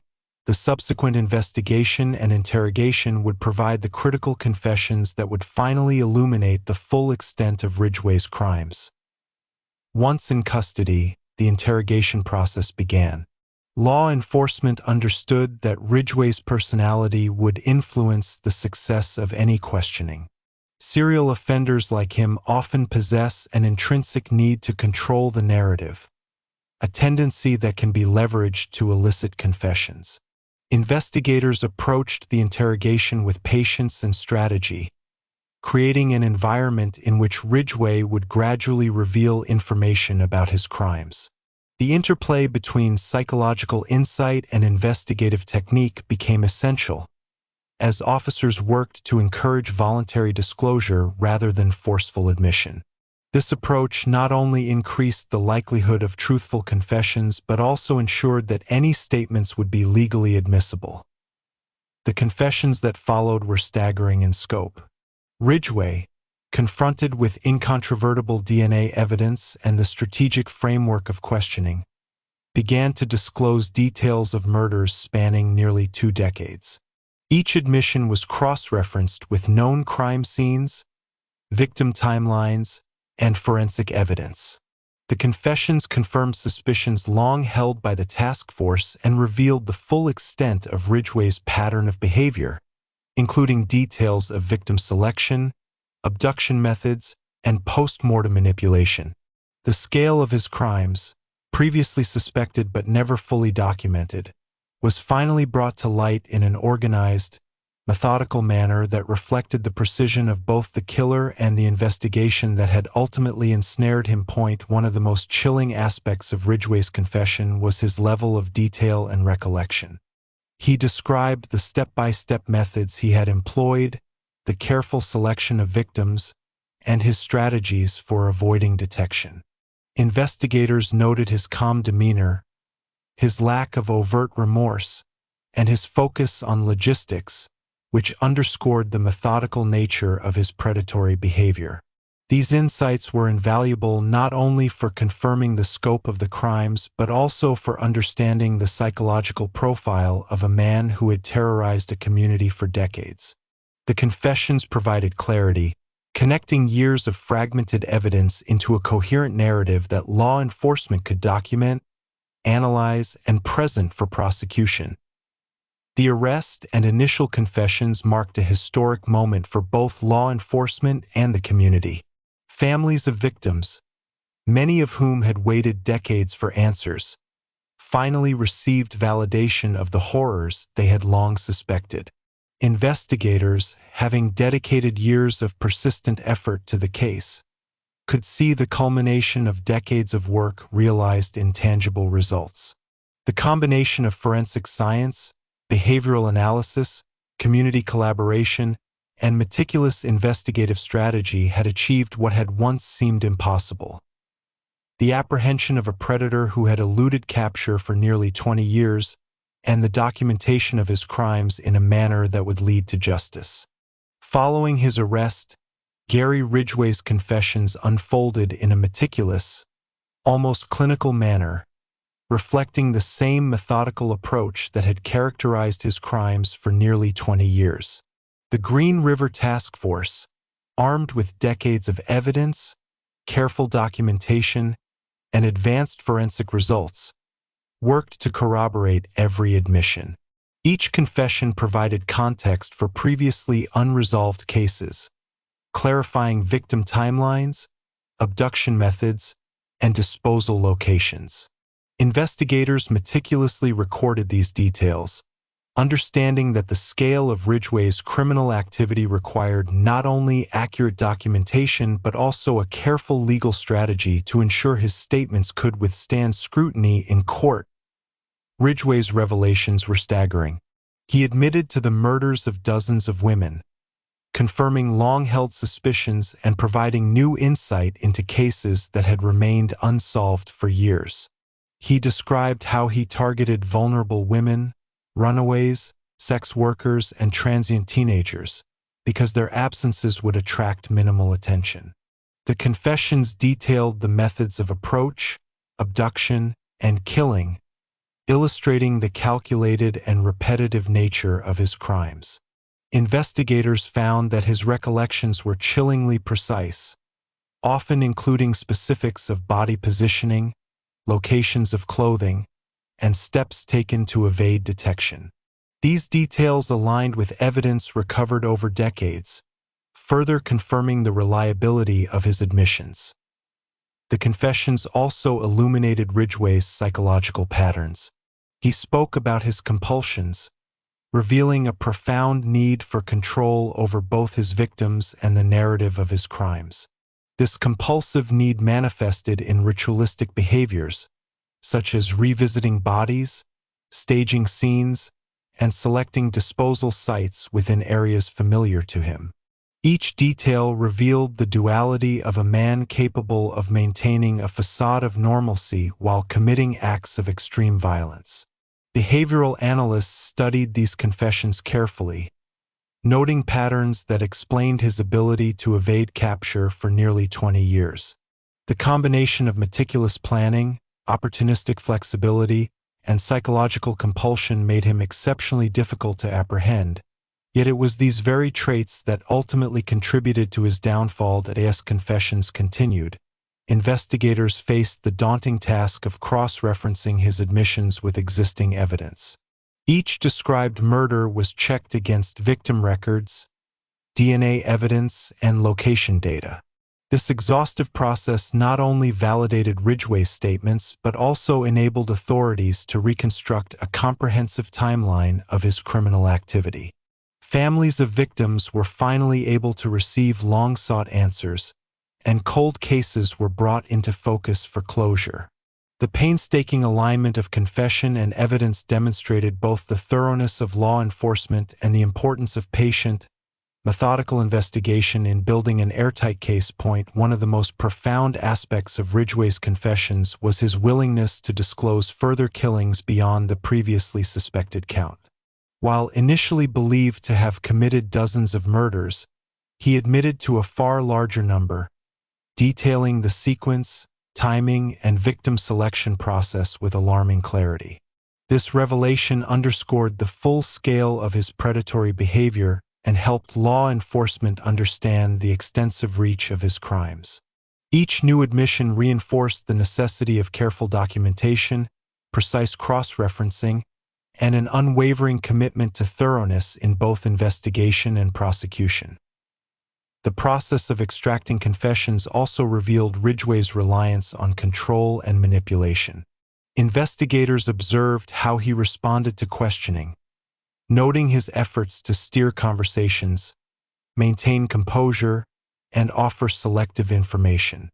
Law enforcement used this understanding to structure interviews that encouraged fuller disclosure, gradually building a complete picture of his activities. The interplay between psychological insight and investigative strategy exemplified the meticulous approach required to manage interactions with a predator of his sophistication. Every carefully guided question, every opportunity for observation, was designed to maximize the integrity and completeness of the information gathered.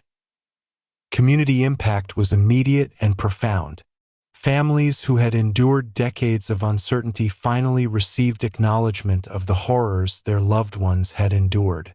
Investigators ensured that each confession was documented, verified, and connected to existing evidence so that families could find closure and the legal system could pursue justice effectively.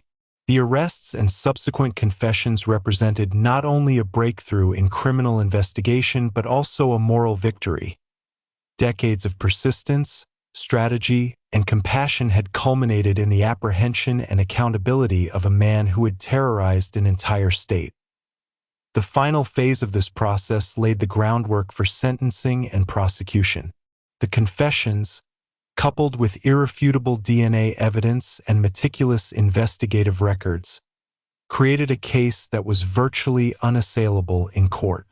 Ridgway's admissions provided insight into both the methods and motivations behind his crimes, enabling prosecutors to present a comprehensive narrative that encompassed decades of unresolved murders. The alignment of confession, forensic science, and investigative strategy transformed the investigation from decades of pursuit into a conclusive resolution, setting a precedent for how complex, long-term serial killer cases could be resolved through patience, innovation, and relentless attention to detail. Ultimately, Ridgway's arrest and confessions marked a defining moment in criminal history. They demonstrated the culmination of decades of law enforcement diligence, forensic innovation, behavioral analysis, and community collaboration. The Green River Task Force had achieved what many had thought impossible: the capture, confession, and accountability of one of America's most methodical and elusive serial killers. Through strategic foresight, technological advancement, and unyielding commitment, law enforcement had dismantled the carefully constructed anonymity of a predator, delivering justice for dozens of victims and their families.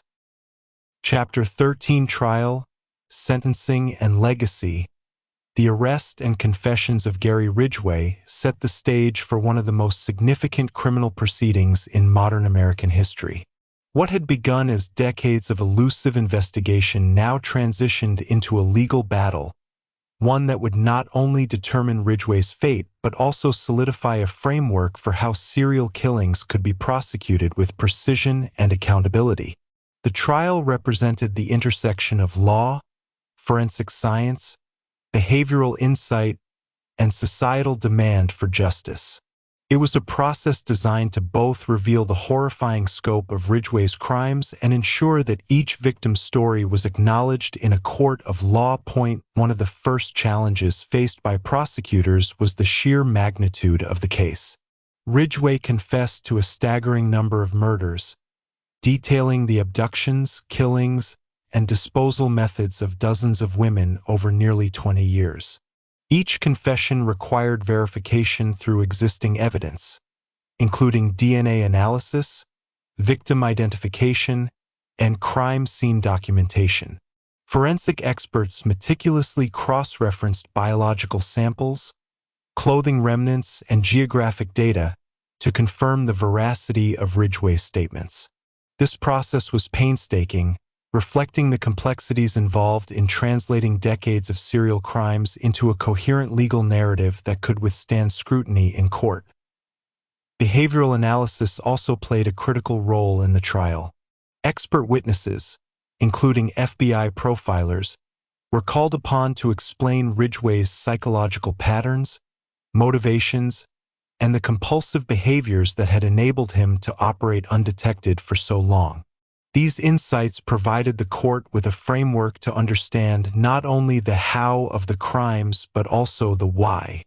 Ridgway's methodical planning, compulsive rituals, and ability to compartmentalize his public and private personas were highlighted to illustrate the calculated and predatory nature of his actions.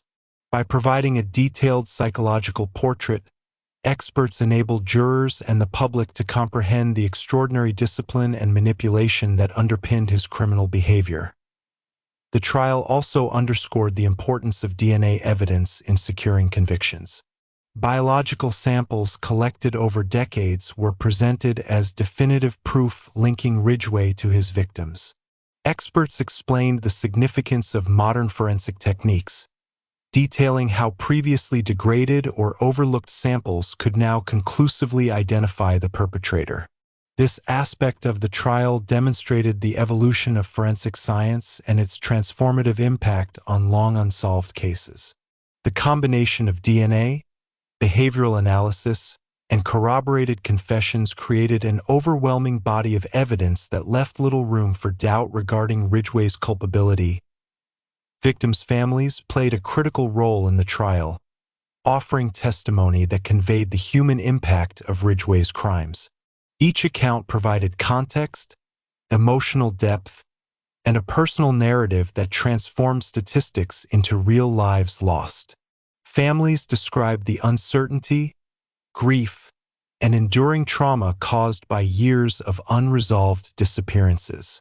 Their voices underscored the societal consequences of serial crimes, emphasizing the need for accountability, justice, and closure.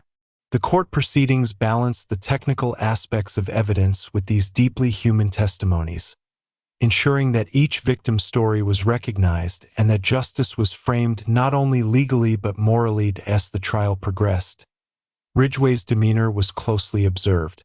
Known for his calm, calculated persona, he maintained composure throughout proceedings, reflecting the same methodical control he had exhibited in his crimes. This created a stark contrast with the emotional weight carried by the victims' families, highlighting the chilling duality of his life. Legal teams and behavioral analysts monitored his reactions carefully, noting both his strategic attempts at narrative control and the occasional subtle signs of psychological tension. These observations reinforced the patterns identified over decades, illustrating the interplay between criminal psychology and legal accountability. Negotiations surrounding plea agreements became a pivotal aspect of the proceedings. In order to secure the maximum number of confirmed convictions and ensure that the scope of Ridgway's crimes was fully documented, prosecutors and defense attorneys discussed terms that would result in detailed confessions in exchange for life sentences instead of pursuing the death penalty. This strategic decision allowed law enforcement to close multiple cold cases while preventing prolonged legal appeals that could delay closure for victims' families. By prioritizing comprehensive confession over punitive measures, authorities ensured that the truth of Ridgway's crimes would be fully revealed, offering both judicial and emotional closure. The court proceedings were also historic in their integration of multidisciplinary investigative work. DNA specialists, behavioral analysts, law enforcement officers, and community advocates all contributed to the presentation of evidence. Each expert reinforced the others, creating a narrative that demonstrated not only Ridgway's culpability, but also the evolution of investigative techniques over decades. The trial became a case study in modern criminal prosecution, showcasing how persistence, innovation, and collaboration could overcome even the most complex and long-standing criminal activity. Ultimately, the first phase of Ridgway's trial laid the foundation for both legal resolution and societal understanding. The combination of confession, forensic evidence, and psychological analysis ensured that the full scope of his crimes was brought to light. Families of victims gained a measure of closure.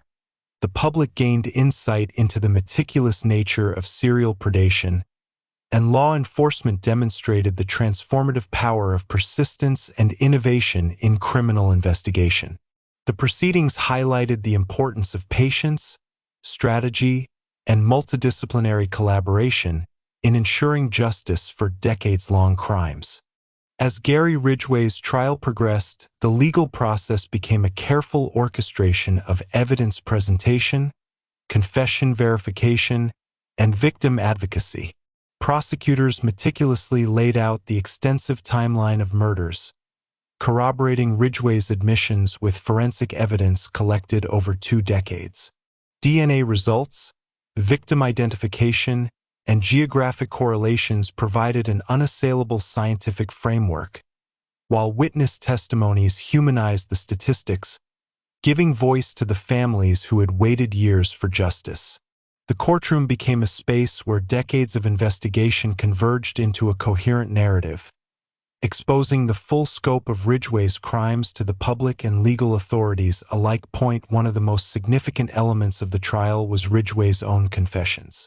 By providing detailed accounts of each murder, including methods of abduction, strangulation, and body disposal, he offered insight into his compulsive patterns and psychological makeup. Investigators cross-referenced each admission with previously collected evidence, ensuring consistency and accuracy. This careful documentation transformed Ridgway's verbal confessions into legally binding proof, creating a narrative that left little room for doubt.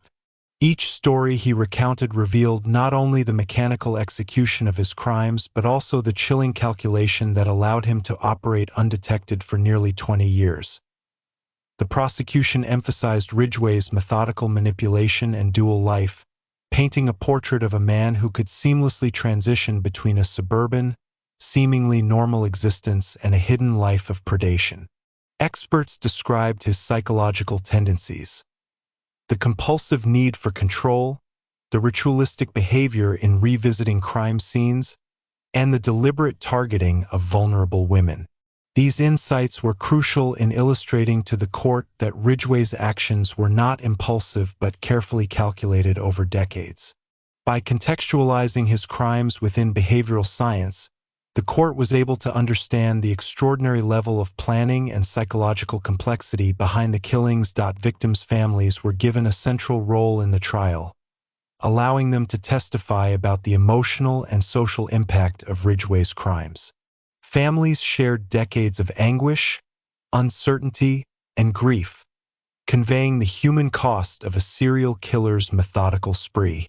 Their testimonies underscored the urgency of justice and the necessity of closure. The legal strategy balanced scientific evidence with these personal narratives, ensuring that each victim's story was represented fully and respectfully. The courtroom became a place where empirical proof and human experience converged, demonstrating the profound societal consequences of unchecked predation. A pivotal aspect of the trial was the negotiation over sentencing. Prosecutors sought to secure detailed confessions from Ridgway in exchange for life imprisonment without parole rather than pursuing the death penalty. This strategic choice ensured that the full scope of his crimes could be revealed, allowing law enforcement to close decades-old cold cases while sparing families the prolonged uncertainty of multiple trials. Ridgway's willingness to cooperate under these terms allowed investigators to document the extent of his predation comprehensively, providing legal and emotional closure for the families and the broader community.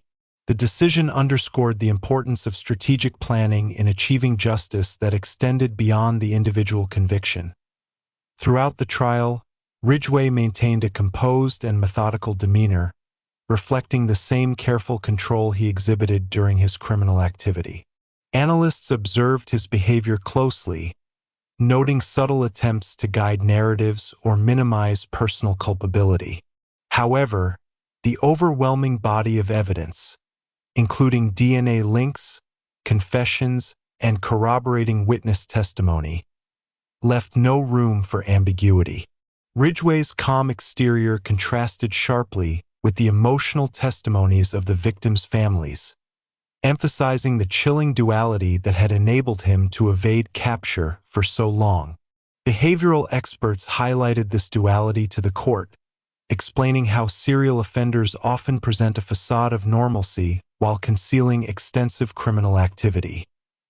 The culmination of the trial resulted in a life sentence without the possibility of parole.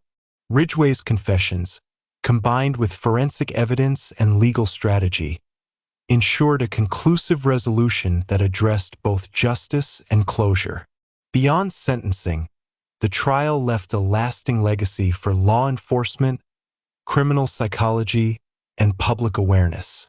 It demonstrated the power of interdisciplinary collaboration, melding forensic science, behavioral analysis, and diligent investigative work, while illustrating the critical importance of patience and persistence in long-term criminal cases. The legacy of the trial extended beyond Ridgway's incarceration. Law enforcement agencies worldwide took note of the Green River investigation as a case study in modern investigative strategy.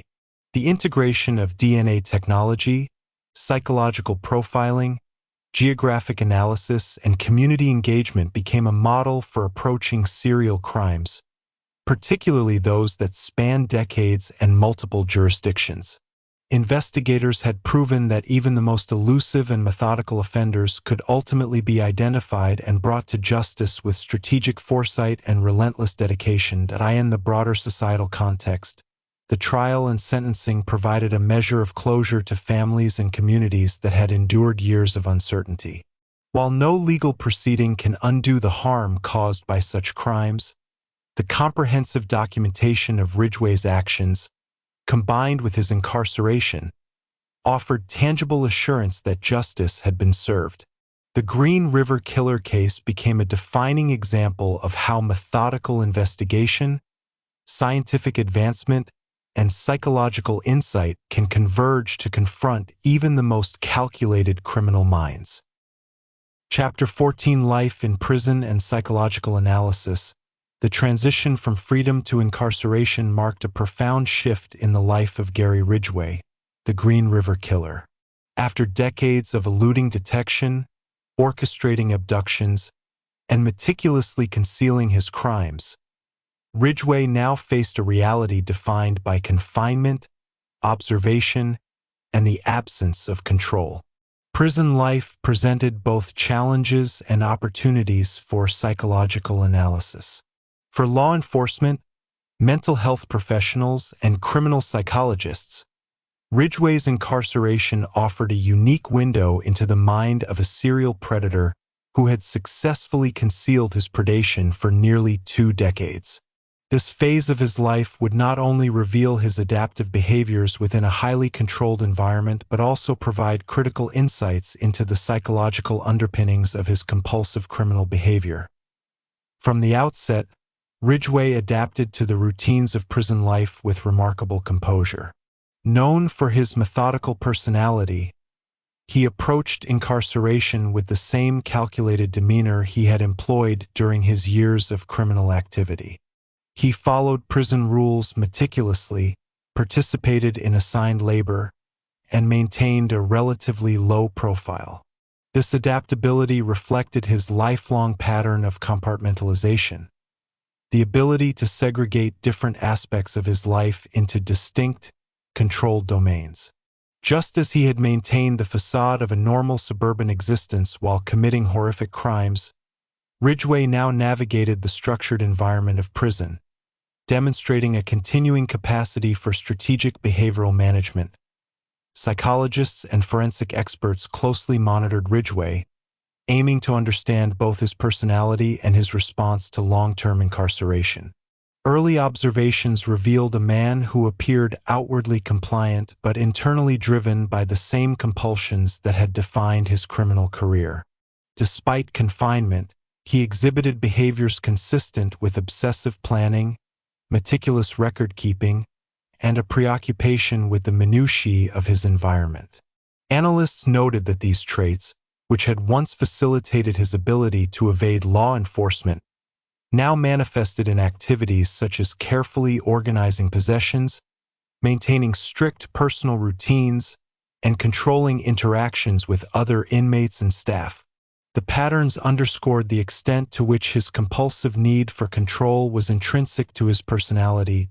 Ridgway's interactions with others in the prison environment provided additional insight into his psychological profile.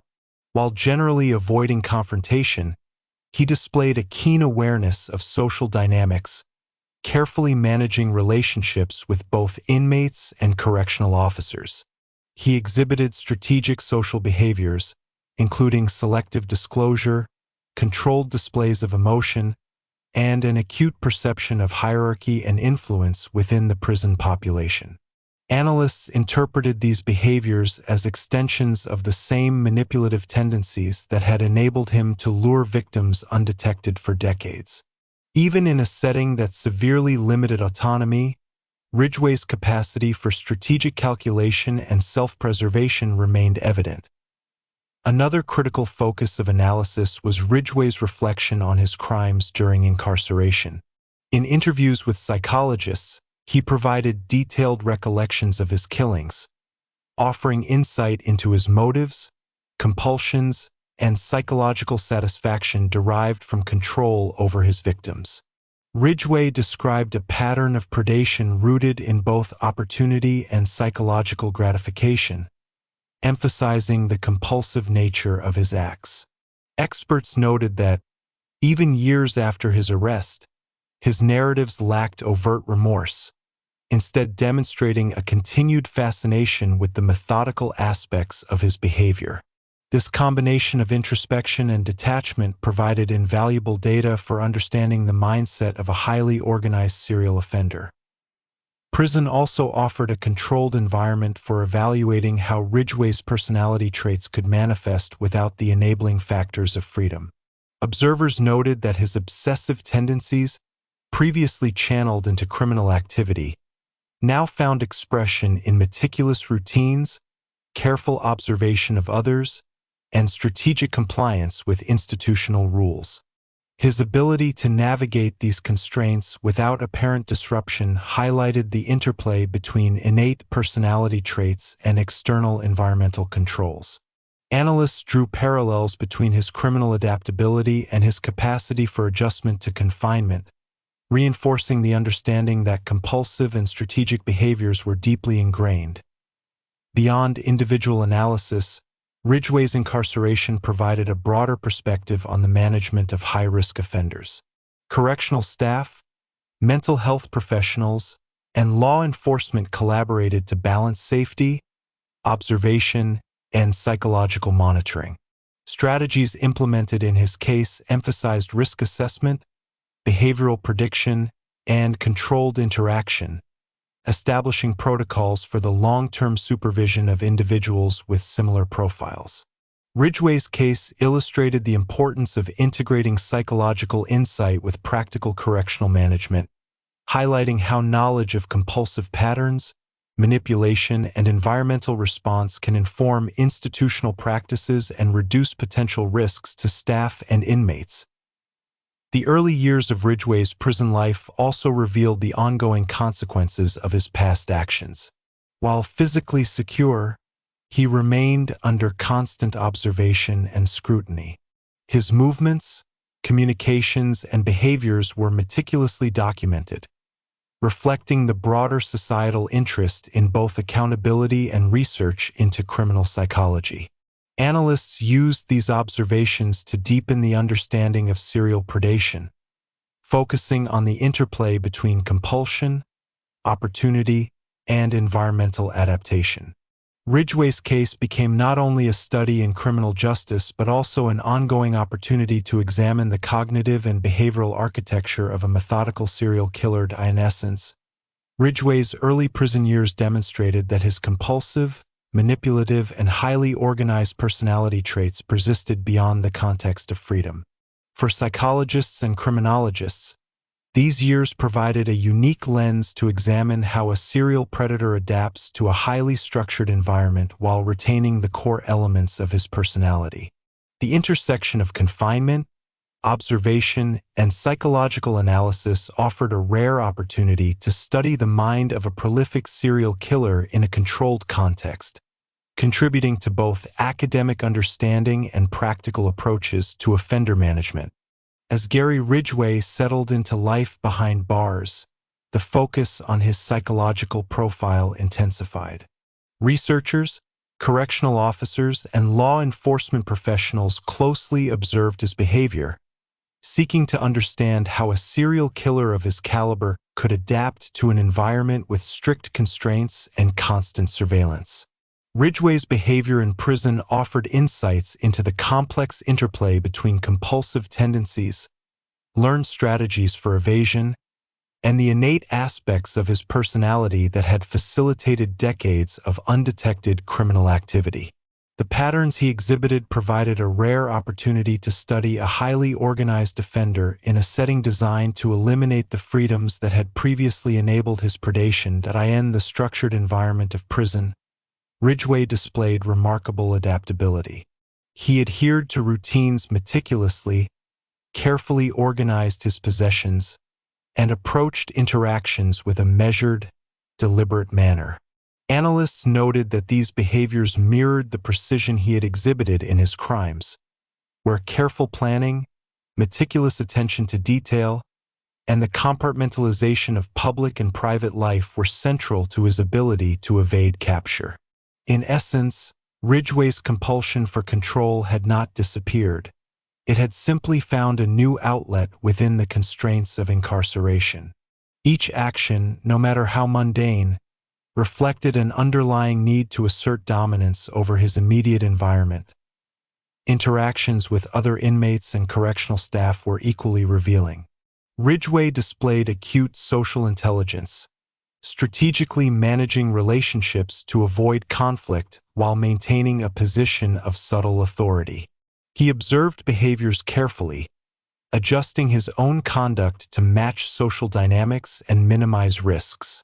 This same capacity for observation and manipulation that had once enabled him to lure victims now allowed him to navigate the hierarchical and often volatile social structure of the prison.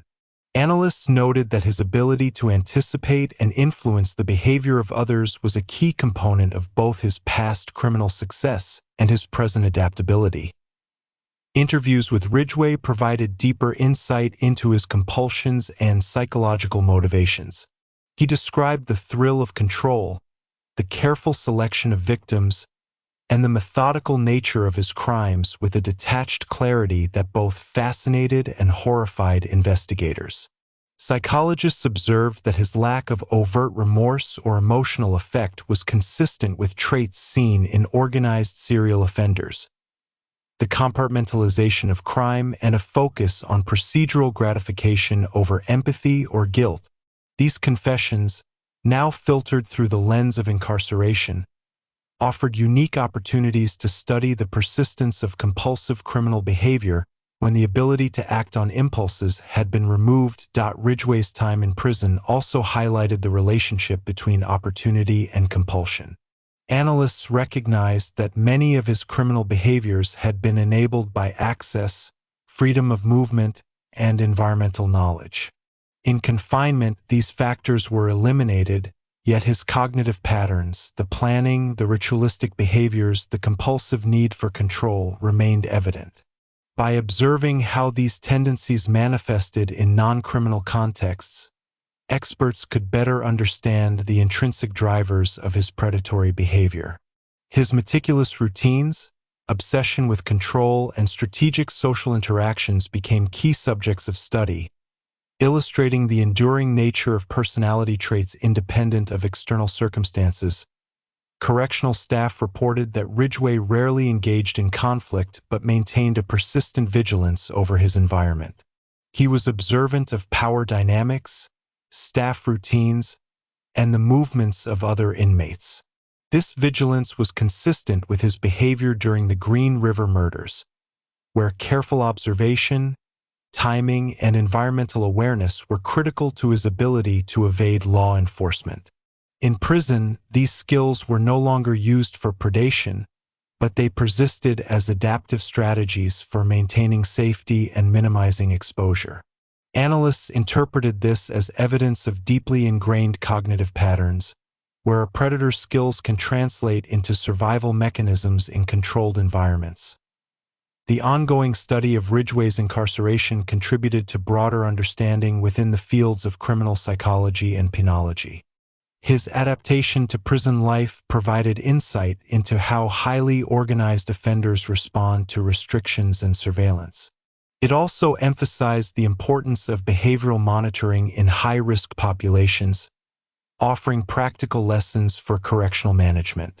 Patterns observed in Ridgway's daily routines, social interactions, and cognitive strategies informed risk assessment protocols and strategies for managing other incarcerated individuals with similar behavioral profiles.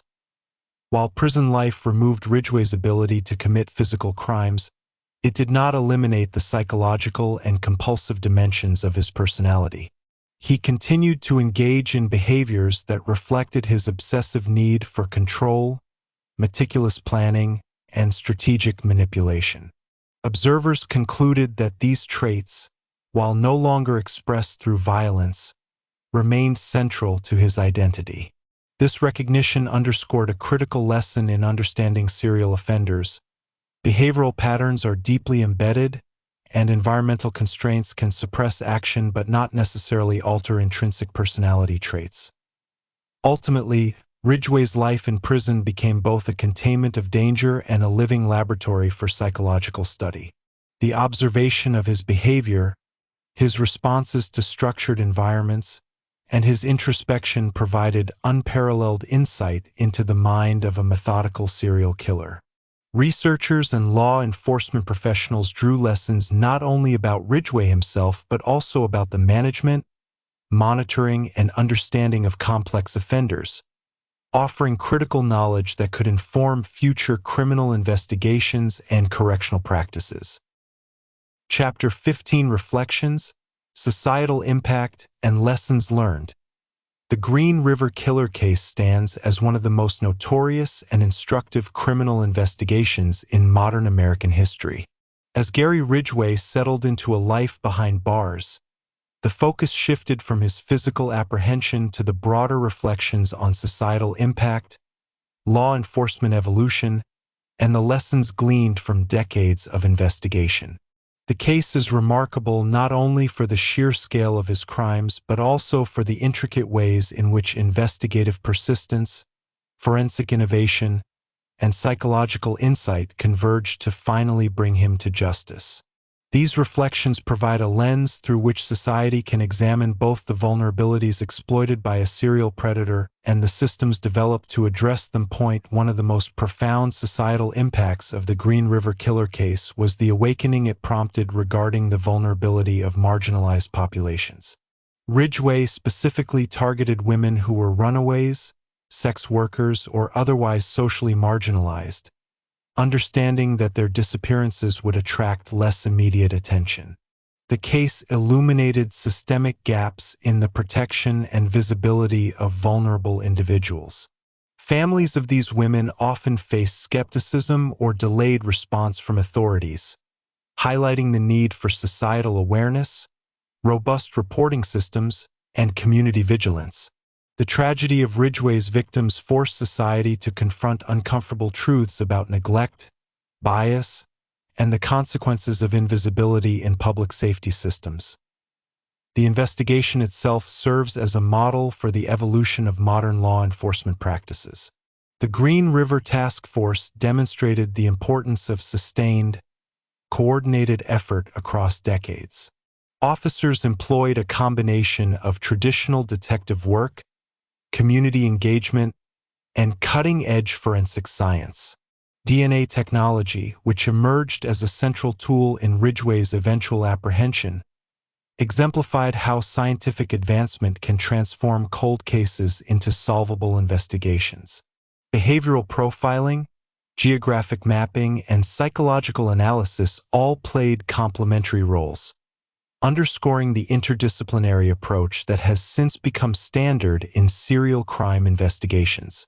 The case highlights that persistence, innovation, and collaboration are essential in confronting complex, long-term criminal activity. Ridgway's case also reinforced the critical role of behavioral and psychological understanding in law enforcement. Profilers meticulously documented his compulsions, victim selection criteria, and manipulative tendencies, creating a predictive framework that guided investigation strategy. Analysts recognized patterns in both crime scene behavior and personal routines, allowing for the narrowing of suspects and strategic observation. The interplay of psychology and procedure demonstrated that understanding the mind of a predator is as crucial as collecting physical evidence, and it provided a template for future investigations involving organized, methodical offenders.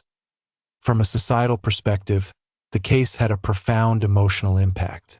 Families who had endured years of uncertainty finally received validation and closure, highlighting the moral imperative for justice and the societal duty to protect and investigate all citizens, regardless of social standing.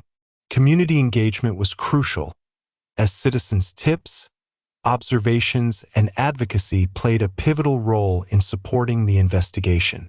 The case underscores that law enforcement success is often amplified when paired with active community participation, emphasizing a collective responsibility to ensure safety and accountability. Legal and procedural lessons were equally significant. The negotiation of plea agreements with Ridgway, resulting in life sentences in exchange for full confessions, exemplified strategic thinking in criminal justice. By prioritizing comprehensive disclosure over punitive extremes, law enforcement ensured that decades of unresolved cases could be clarified and formally documented. This approach provided closure for victims' families while setting a precedent for handling high-profile, multi-victim cases. The balance between legal strategy, psychological leverage, and ethical considerations demonstrated the complexities inherent in prosecuting prolific offenders. The Green River Killer case also shed light on the limitations and strengths of technology in criminal investigations. DNA analysis, which became pivotal in linking Ridgway to his victims, illustrates the transformative power of forensic science. However, the case also underscores that technology alone is insufficient. It must be integrated with traditional detective work, witness interviews, and behavioral understanding. The synergy of human insight and technological capability defines modern investigative practice, and Ridgway's eventual capture exemplifies how these elements can converge to achieve justice even after decades of criminal activity. Beyond immediate law enforcement implications, the case has influenced public perception and education. It highlighted the necessity of awareness regarding personal safety, particularly for individuals in vulnerable situations. The tragic consequences of societal invisibility prompted educational campaigns, social support initiatives, and a renewed emphasis on proactive engagement with at-risk populations. Ridgway's crimes became a catalyst for broader societal reflection, emphasizing the importance of vigilance, empathy, and systemic reform to protect communities from predatory behaviors. Ultimately, the reflections drawn from the Green River Killer case extend across multiple domains: law enforcement, forensic science, psychology, legal strategy, and societal responsibility. Gary Ridgway's capture and prosecution demonstrated that even the most meticulous and long-concealed criminal activity can be addressed through perseverance, interdisciplinary coordination, and the thoughtful integration of human insight with technological innovation. The lessons learned continue to inform investigative strategies, correctional practices, and public safety initiatives, underscoring the enduring impact of one of America's most notorious criminal cases. As Gary Ridgway's life behind bars continued, society began to fully comprehend the enduring implications of his crimes and the investigative journey that led to justice. The Green River Killer case, while centered on one individual, became a mirror reflecting societal vulnerabilities, law enforcement evolution, and the critical importance of community involvement. Its legacy is both cautionary and instructive, revealing how meticulous criminal behavior can exploit systemic gaps while demonstrating how persistence, collaboration, and innovation can eventually restore order and accountability, One of the most striking lessons from the case concerns the need for systemic vigilance in protecting marginalized populations. Ridgway's victims were often women living on the fringes of society, runaways, sex workers, or those estranged from family support. Their disappearances initially attracted less attention, allowing a serial predator to operate undetected for years. This pattern underscores the importance of proactive social systems that ensure every individual's safety and visibility, regardless of social or economic status. Advocacy groups, social services, and law enforcement must collaborate to prevent the isolation and invisibility that predators exploit. The Green River case has since influenced policies emphasizing the protection of vulnerable populations and the swift, thorough response to reports of missing persons. The case also highlighted the necessity of patience and long-term strategy in criminal investigations. Ridgway's capture was not the result of a single breakthrough, but rather decades of meticulous detective work, forensic innovation, and careful observation. Task force members had to maintain focus over years, integrating new evidence with existing knowledge, adapting strategies to evolving technologies, and sustaining morale despite repeated frustrations.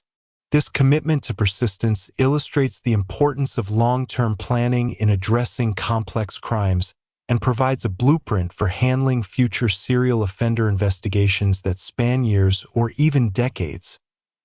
Technological advancement was a cornerstone of the eventual resolution. DNA profiling, which had emerged as a revolutionary tool, proved decisive in linking Ridgway to multiple victims and confirming his confessions. Yet, technology alone was insufficient. Its success depended on the integration of scientific analysis with behavioral profiling, geographic pattern recognition, and traditional detective work.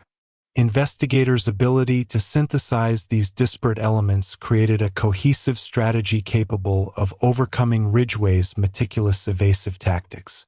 This interdisciplinary approach has since become a standard model in criminal investigation, demonstrating that technology amplifies human expertise rather than replacing it. Psychological insight proved equally critical. Behavioral profiling enabled investigators to anticipate Ridgway's tendencies, predict potential behaviors, and structure interrogation methods to elicit comprehensive confessions.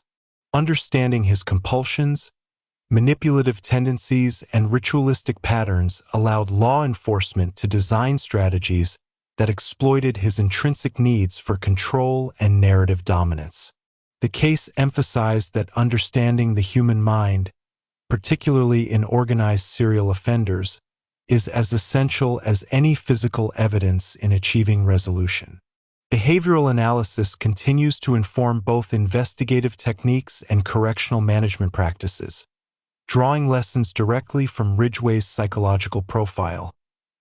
The trial, sentencing, and subsequent incarceration of Ridgway reinforced the importance of strategic legal planning. Prosecutors opted for life imprisonment without parole in exchange for full confessions, prioritizing comprehensive disclosure over prolonged appeals or fragmented prosecutions. This decision ensured closure for victims' families, enabled the documentation of decades-long criminal activity, and established a precedent for managing high-profile, multi-victim cases. Legal strategies in this context highlight the delicate balance between punishment, justice, and the pragmatic need to obtain complete information for societal and investigative purposes. Societal perception was also deeply affected by the case. The public's understanding of serial predation, the vulnerabilities exploited by offenders, and the role of community vigilance underwent significant evolution. Educational campaigns, media coverage, and advocacy initiatives emphasized the importance of safety awareness, timely reporting of missing individuals, and systemic reforms to prevent predatory exploitation. Ridgway's crimes became a catalyst for public discourse about social responsibility, underscoring the need for proactive measures to protect all members of society, particularly those at risk of marginalization. The Green River Killer case further influenced correctional and psychological research. Ridgway's behavior in prison offered unprecedented insight into the persistence of compulsive and manipulative tendencies, even when the capacity to commit violent acts was removed. Researchers studied his adaptation to confinement, his strategic interactions, and the continuation of ritualistic behaviors, gaining a deeper understanding of the psychological architecture of organized serial offenders. These insights have informed both correctional management protocols and the development of predictive models for monitoring high-risk individuals. Ultimately, the reflections and lessons drawn from Ridgway's crimes, trial, and incarceration extend across multiple domains. They reveal the vulnerabilities of society, the transformative power of forensic science and behavioral analysis, and the profound impact of persistent, methodical law enforcement. The case underscores that justice is rarely immediate. It requires sustained dedication, interdisciplinary collaboration, and a commitment to truth even in the face of prolonged uncertainty. Ridgway's story, while horrifying, has provided invaluable lessons for law enforcement, psychology, social policy, and society at large, ensuring that the systemic knowledge gained from his crimes continues to safeguard communities and inform investigative practice. In conclusion, the legacy of the Green River Killer case is both sobering and instructive.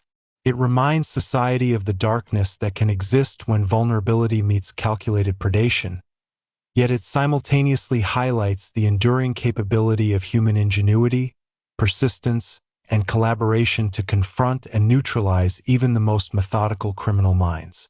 Gary Ridgway's life, crimes, trial, and incarceration leave a profound imprint on modern criminal justice, psychology, and societal awareness, an enduring testament to the lessons learned and the vigilance required to prevent future tragedies.